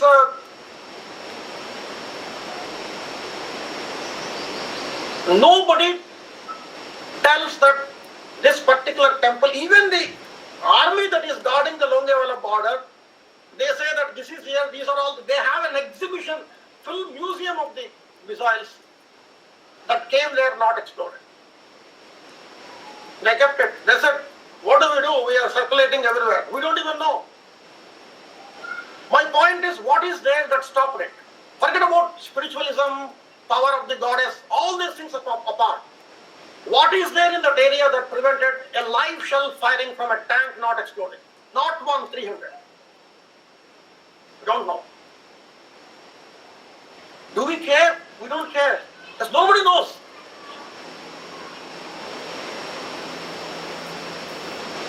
Like that, if we go on into the whole thing, like each, I just gave you the whole thing, but the point is, I can keep on telling one after the other everything. So the question is, we are in Kshetra, which was the capital of Bharatavarsha. What was Bharatavarsha? The entire landmass.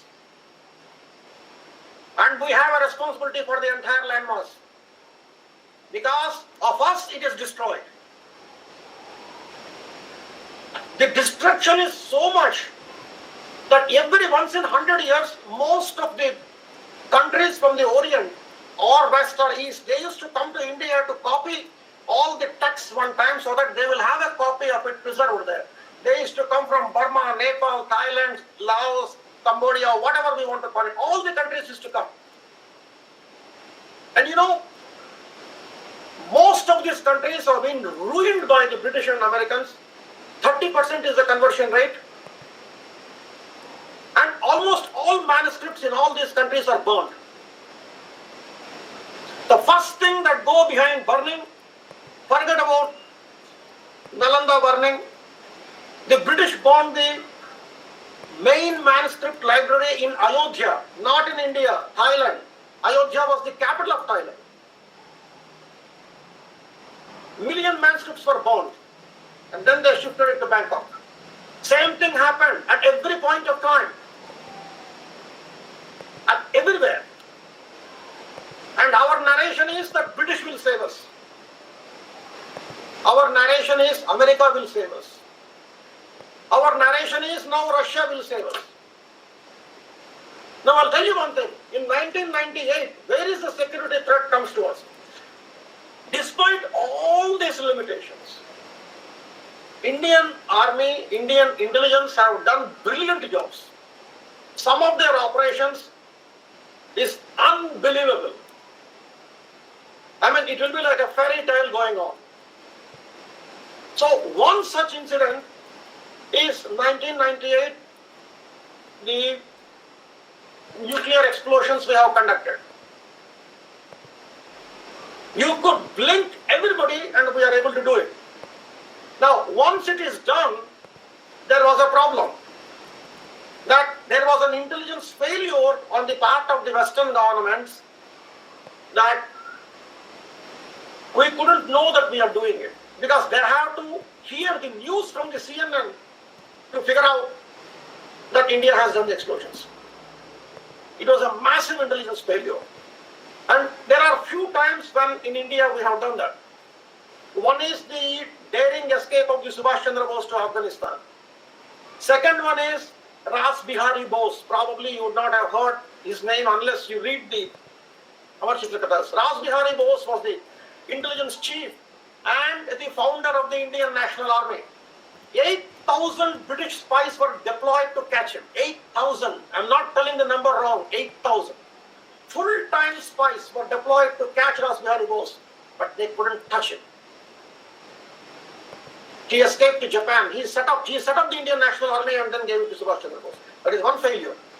Bose escaping to Afghanistan is another failure. Now, this nuclear deal, once it happened, then Americans have decided that we cannot depend on what they call it as electronic intelligence, meaning satellite spies doing cameras, all this nonsense.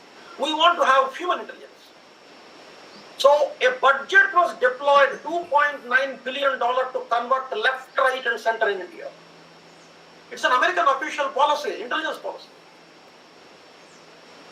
Left, right and center, we'll pay 2.9 billion, convert everybody, we need them. Because India is becoming too dangerous.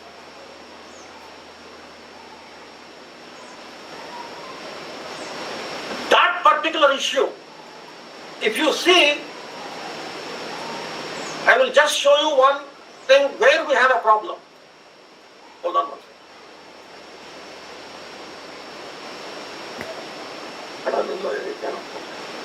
Where is it?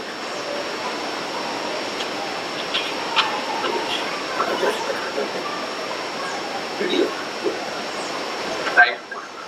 Okay.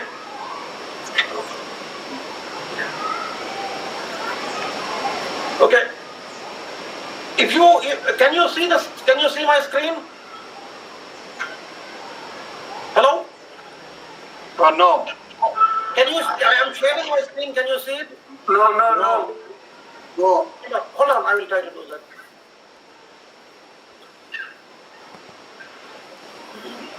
I think Srini, we crossed 6 o'clock now. Yeah, I'm done. I just want to show this one and I will conclude. I just want to show you the effect of the whole thing. I don't know whether I'll be able to. Can I have one more session also? Yeah. Can you start describing it? Can you start describing it? Whatever you wanted to show on the Yeah, it's coming. It's coming. screen.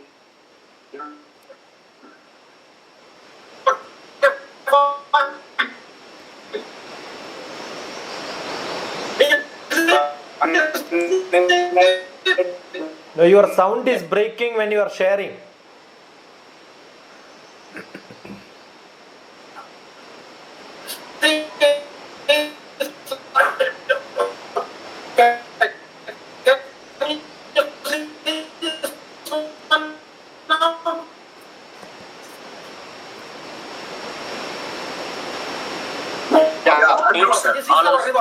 This is our resource base.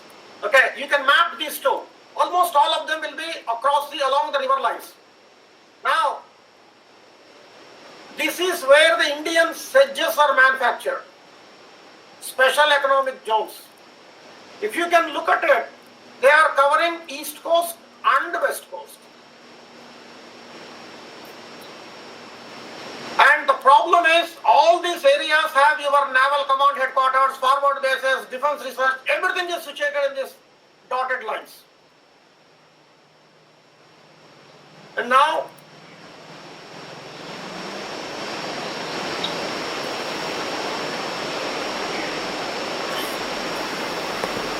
when the Americans have decided that they wanted to go, they want to spend $2.9 to $3 billion.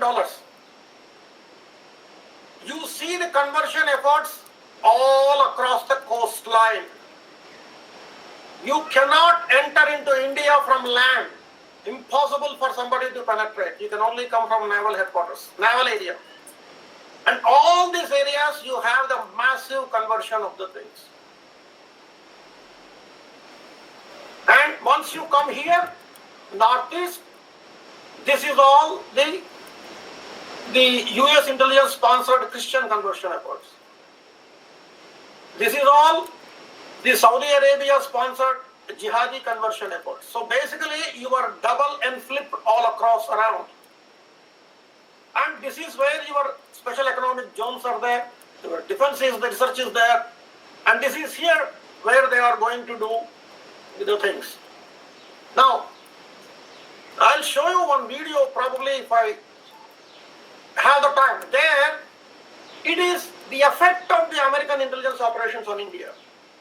The guy is telling openly in a church in Houston 1 week before that per day we are converting 14,000 in this belt. And we are looking at conversion of 6 crores per year. It's an open meeting. In his own church, he is telling people, fund me. This is the God's work we are doing. We are fastening it. And probably if I can get the video, I will show that one. Where is that video connected? Where is it? Okay, you just put it. It's a very short 2-minute video. So the point is that our outlook goes towards only our enemy means Pakistan or probably China. British are our friends, Americans are our friends, Russians are our friends. But all of them, after Jerusalem declared as a capital, want to destroy us from the existence itself. Because now Jerusalem is destroyed, declared. So their version of Messiah is coming, so infidels should not survive. Millions and billions of dollars of money is being poured into take the coastal zone areas. Because that is where your enemy can land. Once they take the coastal areas, of course, once the population numbers goes more than 15-16%, they want a separate country. Simple. It's a standard practice. International standard geopolitical practice is that. Once they want a separate country, the same United States will say that we are suppressing the human rights here. Nobody is a friend. To defend the dharma, there is nobody is a friend. That is what Krishna told in the Gita. Don't worry about these guys. Kill them. Even though if they are your own father, grandfather, brother, sister, no problems. Forget about it. Did you come to do a war or did you come to do a family tree here? If that is true, then it will be 10 times true today.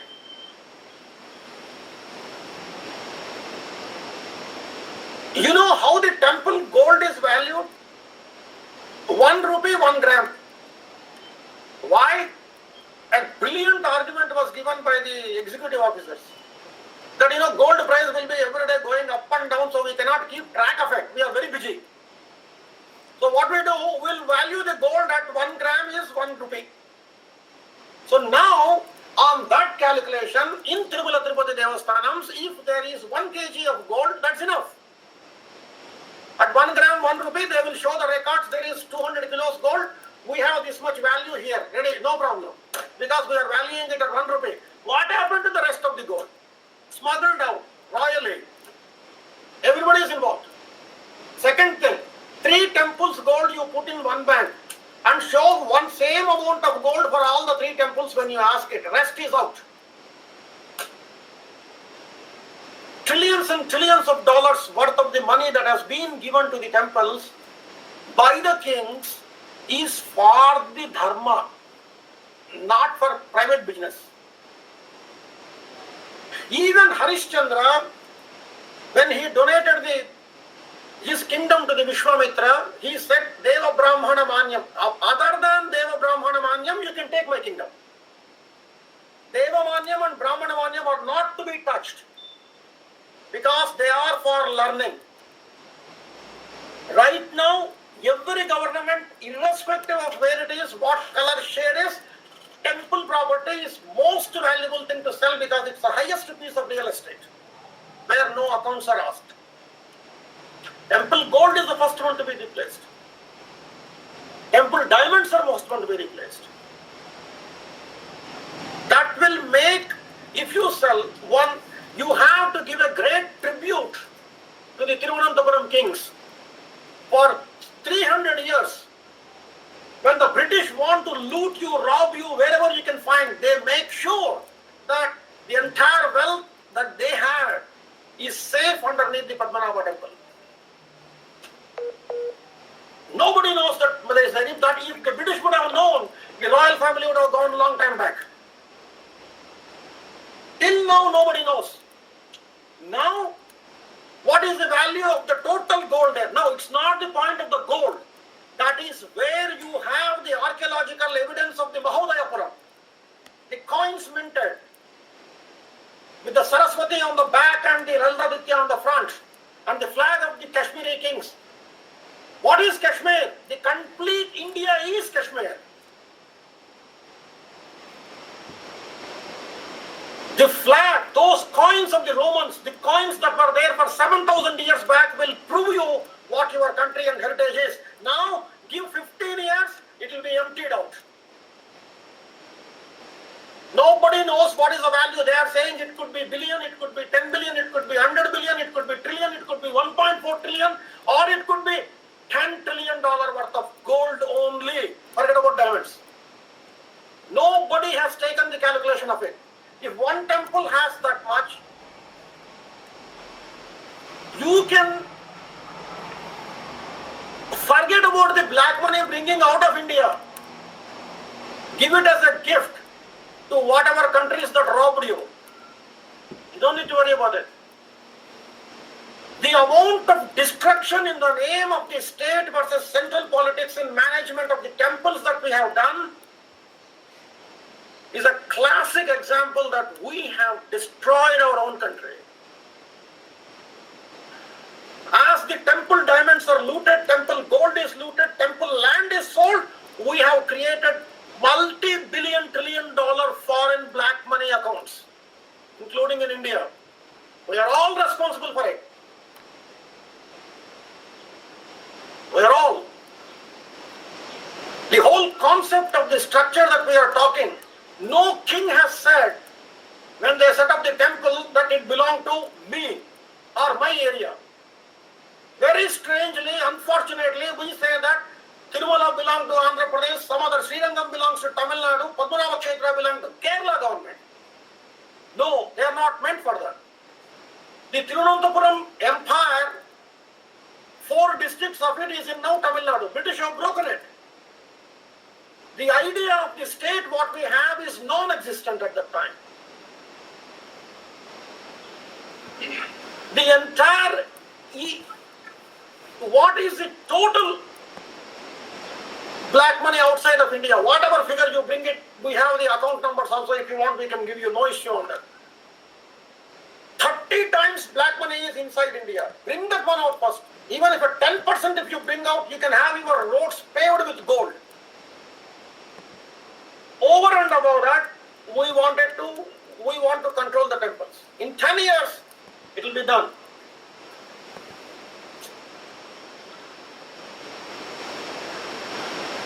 So, it's already 6 o'clock.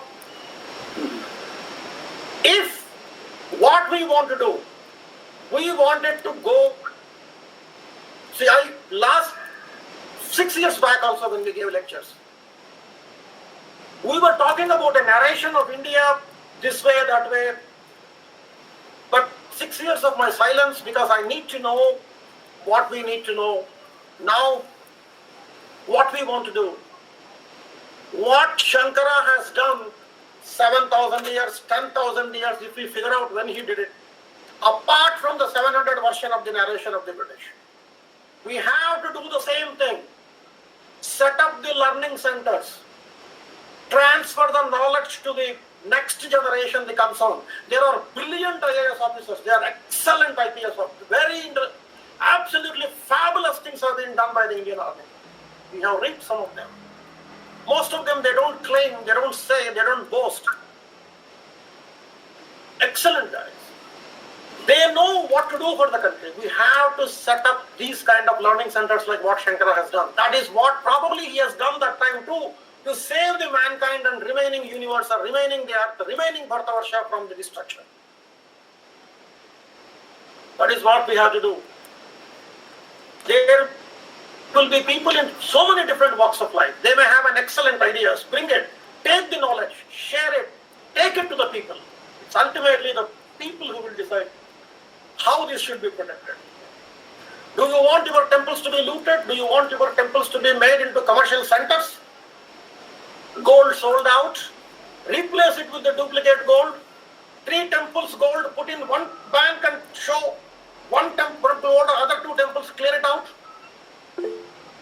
How much we have done? We have destroyed ourselves. We ourselves destroyed. You don't need an enemy to come and destroy us. Whatever Shankara from his time has kicked out of India, the system of Kapalikas has come back with the 10 times more powerful. We have misuse of the Sri Vidya. We have brought it to a tantric sexism. And there are so many Sri Vidyopasakas in India who will tell every woman is a thing, you can have sex with me because you know that is the universal power of the Sri Vidya. To that level we have brought it down.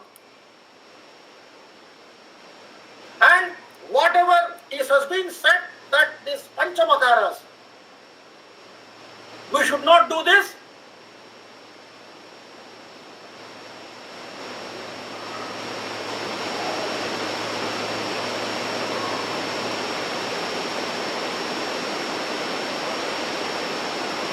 Clock. That is one of the rules. Now all your deals will be done only in the clubs and 5-star hotels after you drink only. And of course, a copy will be sent to the ministries.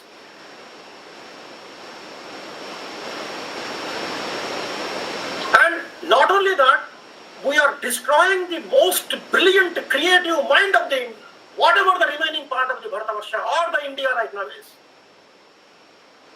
We have completely wiped it out. From staples to guns, staples to coffins, we are importing. That is our brilliancy. Each $1 billion will destroy 20 to 30,000 high-tech jobs. We don't care.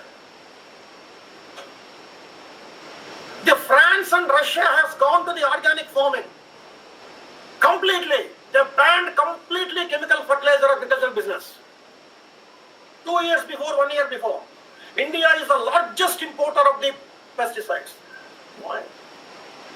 Can't you do organic farming? Of course, yes. But to do the organic farming, you need to have cattle. Where is the cattle? We have come up with India is the only country that came up with a brilliant argument that we will save the cows but not the bulls. We can kill them and export them. Then how do you produce the cows? We will get it from Brazil, frozen semen, imported. And we'll add this one to the cows and we'll produce it. That's the level of brilliancy of how to make a business deal and how to take a commission out. Nobody can beat us. That's the art. Now, why? Now the question is, why Indian bull semen is in Brazil? Why it is not in India? Again 4 years go back, when there was, okay, now this is what last 1970 onwards in the America, okay, now who are the largest beef eaters in the world? Who eats cows? Largest beef eaters. British, American, Russian. They are your best friends. They have to give you guns to fight a war. They have to tell you how to fight a war. And we have to go and learn from them. Now, what happened was in 1970, when you kill a cow or any animal to eat, 40% of the animal body cannot be consumed because it is bones, intestines and everything. So in 1970, they have figured out a brilliant idea that whatever we cannot consume it, whatever you have to throw it, because it has to be biologically disposed, otherwise it will create disease. So what they figured out was that we'll do one thing, we will powder the bones, we'll call it calcium. We will heat up all the unusable meat, we'll grind it into powder and we'll feed it to the cows themselves in the form of protein.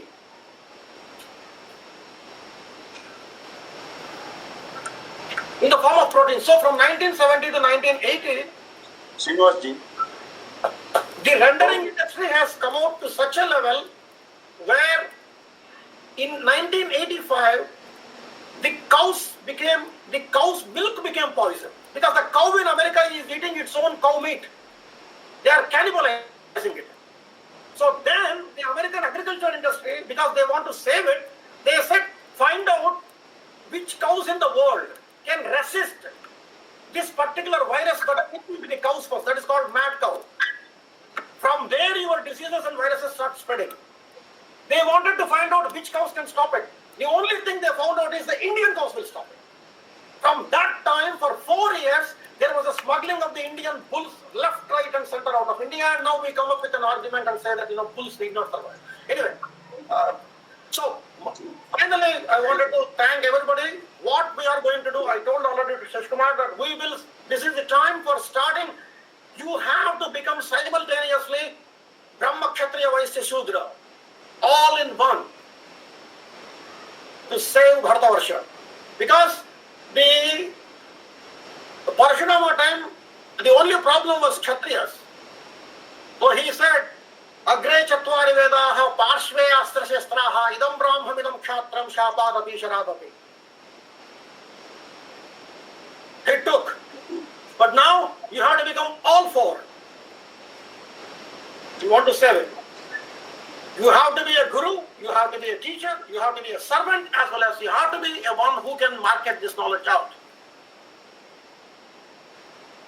I am ready to go for it until I breathe my last. Hopefully another 20 years I will be alive. And until the last drop of my blood will be there. This is a tribute that I have to give it for all the sages and the emperors and the people who died for this land. And we can decide what to do. We are ready to go. Namaskar. Thank you. Srinivas, namaskaram and thank you. Agradas Chaduro Veda Prishtaja Shasharam Danu. there is no words to say. This is the Marathi version of it. No words to say about your continuation, and no guts to say to stop it. Others, please mute. No words to say to stop your class, your session, and no guts to say stop your session also. It is very interesting and it is very, you cannot call it interesting, it is very pathetic, and it is our misfortune to not to have this information all these years. And it's time at least to have now view, and we request you to give some more sessions, some more times at your convenience, at your time, so that we will accommodate again and we'll have sessions again, a series of sessions, not that a section wise. Instead of, now we have given a complete introduction, overall, complete. Now I suggest to break it into different pieces of different sections of the talk. and give us a series of talks so that people will get enlightened more correctly and more army will build up. Unless that is done, people are under slumber. They are sleeping. They are ajnanamlo unnaru andaru. They are all in ajnanam. Everybody, we are all in ajnanam. We don't know many facts on these things. And there are many things that are required more and more research. And now many research experts are there here. I find many people are there on many nannies and experts on history I find on this panel here. I hope they will be having a word to say. But before that, I request you to plan and give your time to us to have the your lecture series of lectures so that we will make more and more impact in the society. Please, first request.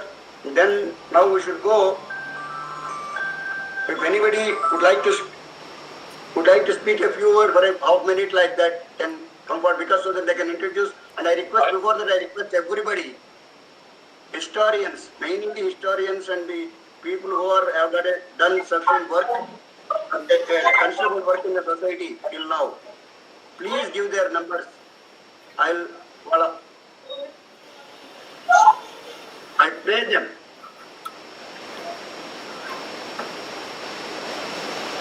Please share your numbers so that we'll have regular meetings.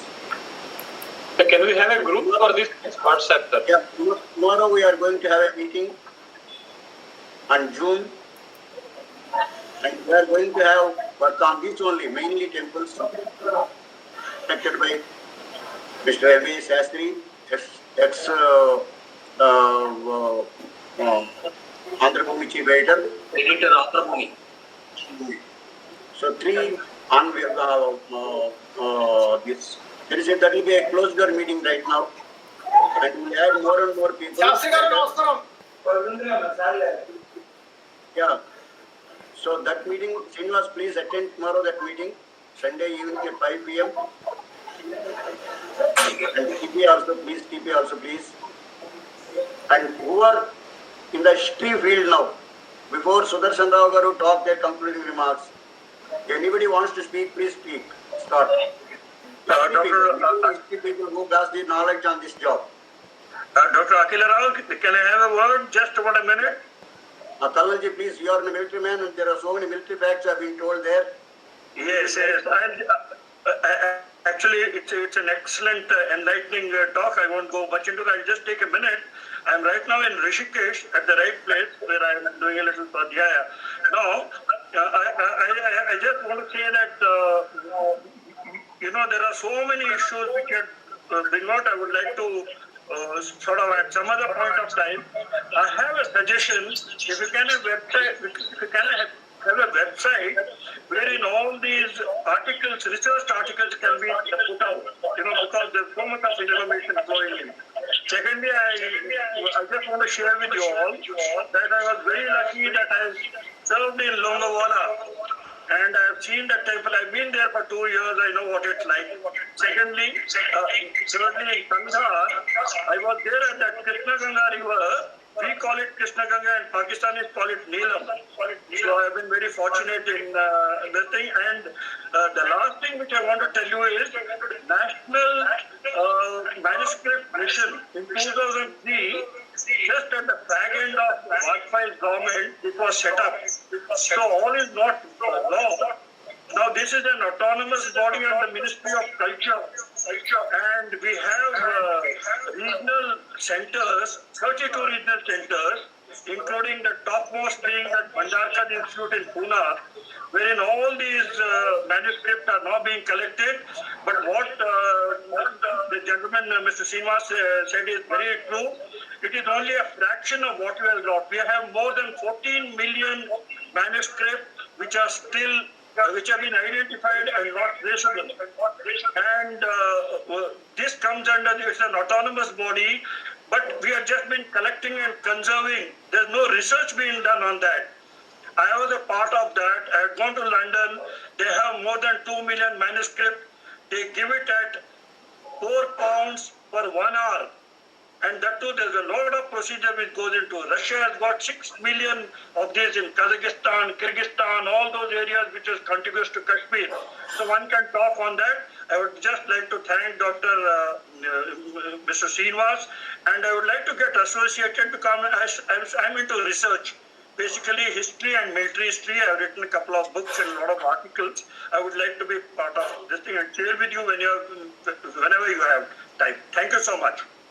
Yes, sir. Well, Please.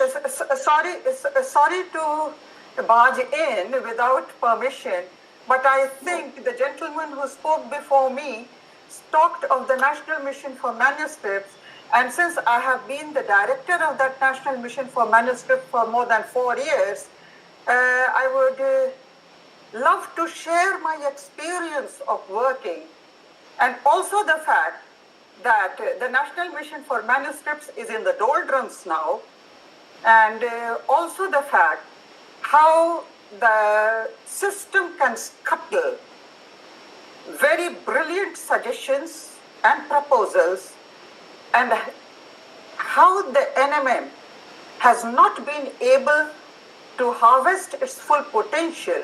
But I'm afraid this is not the time and this is not the platform to go into it. I would love to do that if given the opportunity sometime. And I think in this August audience, I would like to share my experiences and also like to have a feedback on how to go about it. Thank you. Rao garu, why don't we have a special session with you? Namaste, Deepti. Please leave your number. Please leave your number and email ID, please. Srinivas, Prabhagarji, don't bother about these sharing contacts. Many people may not be. We are all here together because through some contacts. We are in touch. We will get you all that. Okay. Yeah. Rao garu, why don't we have a session with Mrs. Deepti Tripathi? Deepti ji, we will be in discussion. Deepti ji, namaste.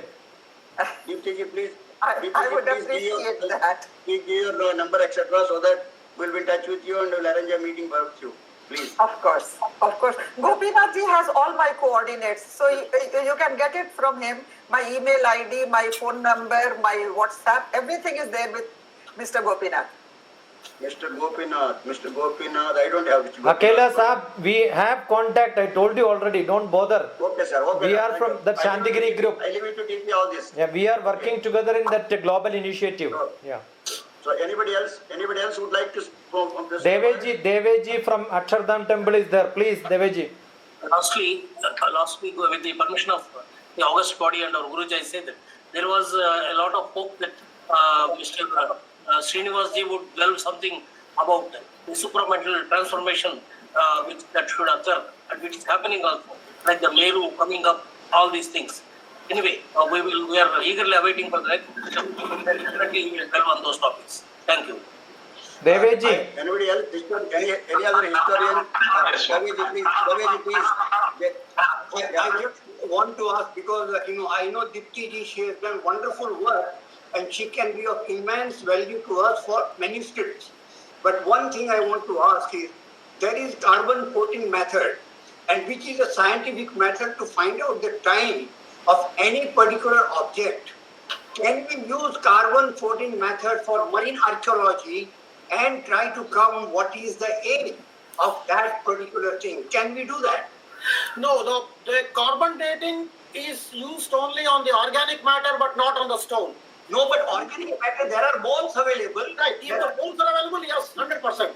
No. Bones or any pottery or anything, That is what I said. organic matter available, yeah, that is one thing.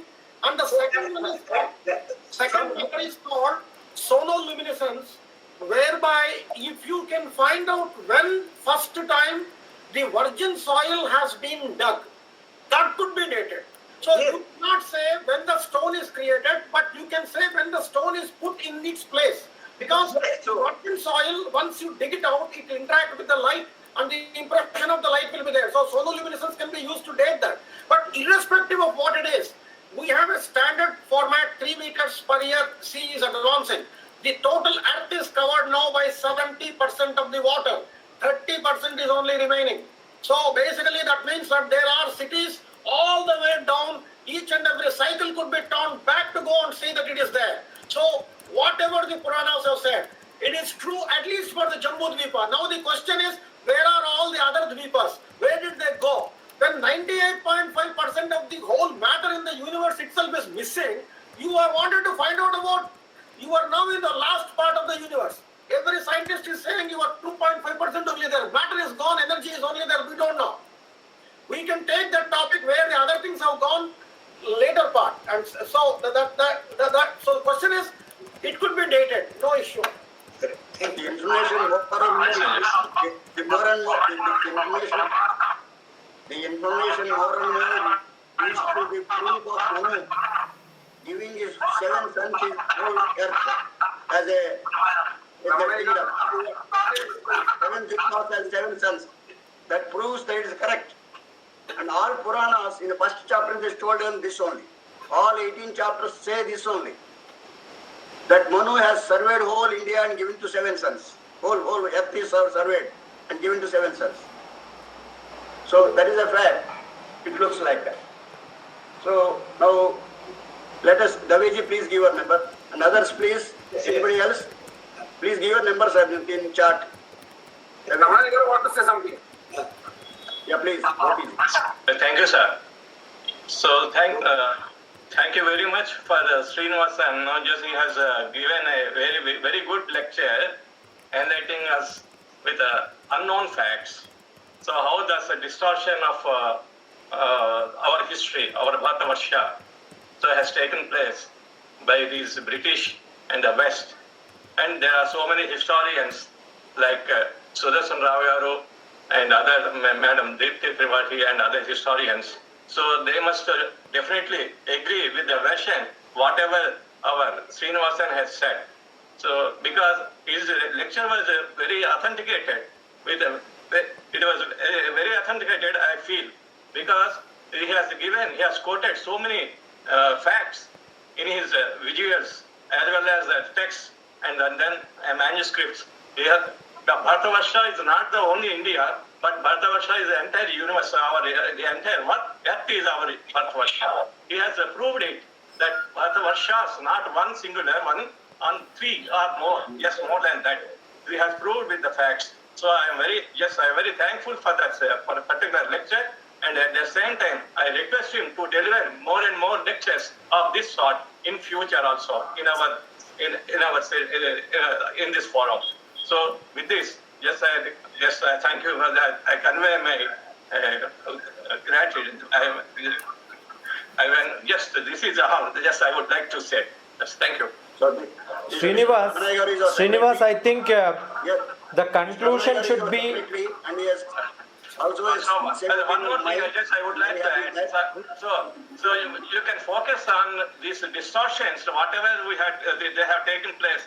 So there are more and more theories are coming up. This Aryan invasion theory and the Saraswati civilization, the extension of Hindu or the Indus civilization, and the exploration of coastal areas, Dwarka and Mahabalipuram and Ramsetu and all everything. So these things they are incomplete so far, but these findings are very authentic, and I would like to shed some light on them, and they should be transformed into practical aspects as far as the government awareness is concerned. So they should be included in our. Actually, in fact, the history should be rewritten. That is what I want. History should be rewritten, not the British history. We have to throw that in British history in the Bay of Bengal, and we have to start fresh our history only, Bharatavarsha history. So we should call it Bharatavarsha history. Right, Ramaya. Gopiji, half minute, please. Gopiji. I have only one request. Yeah, please. Is it possible for Please stick to your point. Is it possible for Srinivas to put all these discussions into a book form? Because if you speak like that, somebody may grasp, somebody may not grasp, somebody may take note of it otherwise. But if you put it in a book form, then it will be useful not only for present generation, even for posterity it is a very helpful work. So I request Srinivas ji, you must tell that it is not informing is not our job. Our job is to form something for the future. If you are able to share the concern, probably we need a lot of teamwork. So our focus is to create centers of learning. We will take, I'm telling you, we will take the Hindu Kshetra back, simple. And we don't recognize, especially I don't recognize any of the boundaries that British have created. Forget about their history. We are not bothered about it. It could be an example how they wanted to distort, create the dissonance, and how we come out of it as people of the Bharat. That will be the story and history that the world should read. Not what we are. May I Mr. Srinivas, we will build up a roadmap. Venkatji, would you like to speak? Would like to speak? Venkatji, please, Shiksha, madam, 1 minute. Venkat Koteswara, please give your word. Brief, please brief. Koteswara.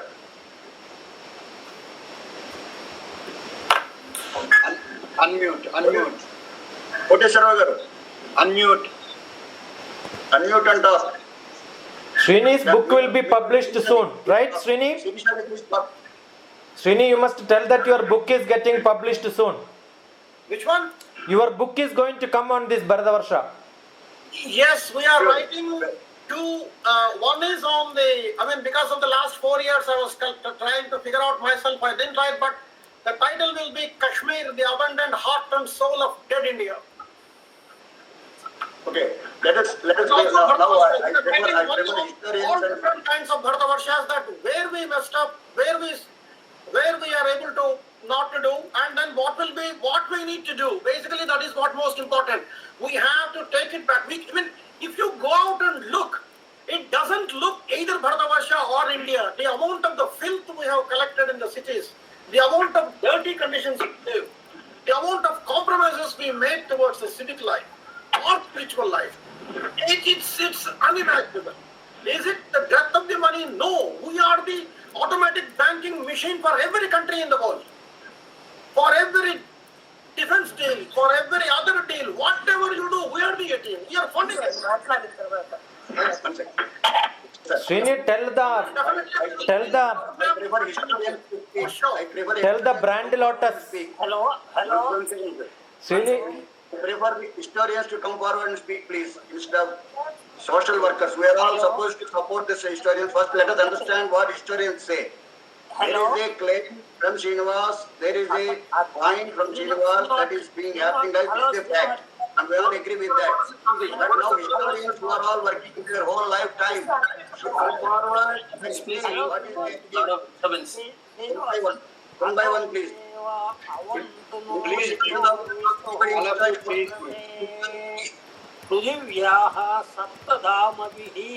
Sudarshan Ragar will speak now, shortly, but before that, any historian should like to put forward his word. Adho deva avantuno edo vishnu vichakrame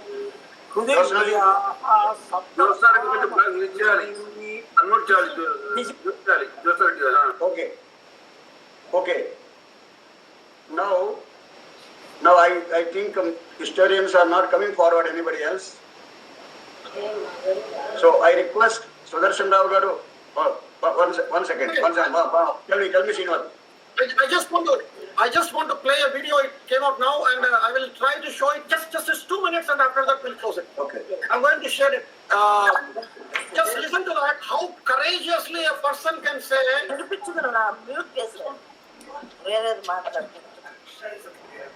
Yeah, please show. Babu, please, you just now.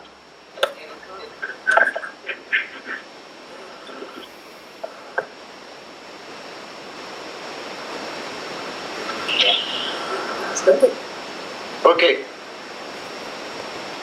Srinivasji. Video, we are not seeing. I'm sharing my screen.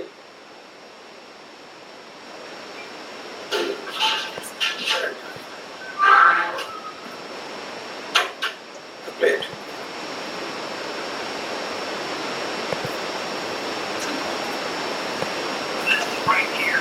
Volume.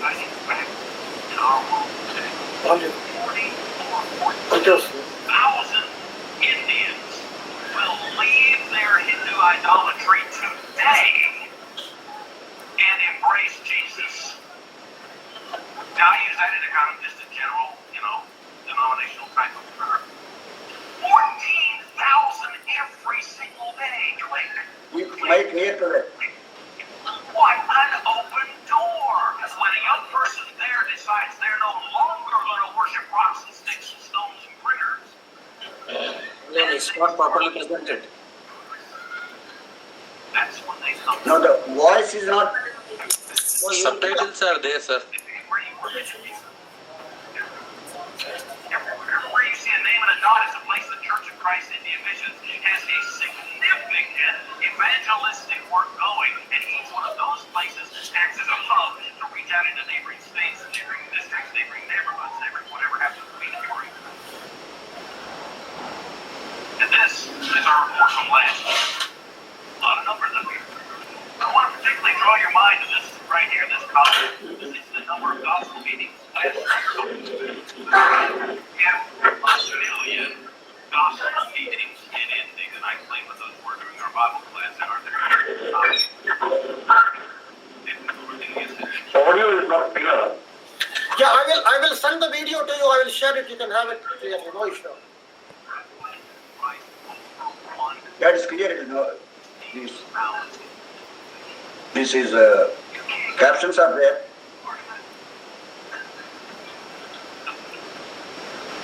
That means our team last year conducted over 1,500 gospel meetings every single day. 1,500. Now, that's why I told you about the numbers somewhat. Before this, 1,500 meetings a day is a lot of meetings, but when you've got 25,000 workers doing the work, then that's what you're going to expect. Pathetic. It's a pathetic. And we know, of course, we know all the these things that are happening. But the question is not that. It is going to be a major security threat in the 5 years to the country. The only place they are covering the entire coastal areas. It is a defense strategy. You cannot fight them because you don't know who is acquiescing there. Almost all of your naval establishments and your giant commands are all there on your borders, east and west coast. If you cannot understand the security is a joke in India, especially in the political circles. They don't have an idea of what security is. Security is not protecting the politicians. Security is protecting the land. It is not the borders. Borders are the graves and temples of the soldiers who died there. That is what Napoleon said. My borders are the graves and temples of my soldiers. They defended it. It is not borders. It is not the mud. It is not the sand you protect. It is the total cultural capital of the country that you are going to protect. Its heritage, its engineering, its science, its mathematics. Each temple is a remarkable representation of a masterpiece of engineering, not the ones that we are building with the cement now, the old ones. You cannot replicate a simple fact now with all your technology. So the question is, we have to take it very seriously. Very seriously, you have to take it as a security threat and you have to move. When Israel can ban conversion of the Christian missionary activity in the Israel where the Jesus is born, that you cannot do it here. This is one church of mission is saying that 14,000 I am converting openly in a public meeting and he is saying, enjoy the life. At this rate, 6 crores will be converted in a year. In 3 years, it is 18 crores, if that numbers is correct. We have a very comprehensive understanding of the whole apparatus of the Bharatavarsha has to be built on a very strong security system. Nobody is your friend. In terms of security, nobody is your friend. Neither America, nor British, nor Russia, nor anyone. You are alone. You should defend yourself. Simple. And defense is not that when somebody comes and hits you in your house, before the idea starts in his mind that he wants to harm you, it should be out. Can you do it? You will survive as Bharatavarsha. If you can't, we are India anyway. We will still survive as India.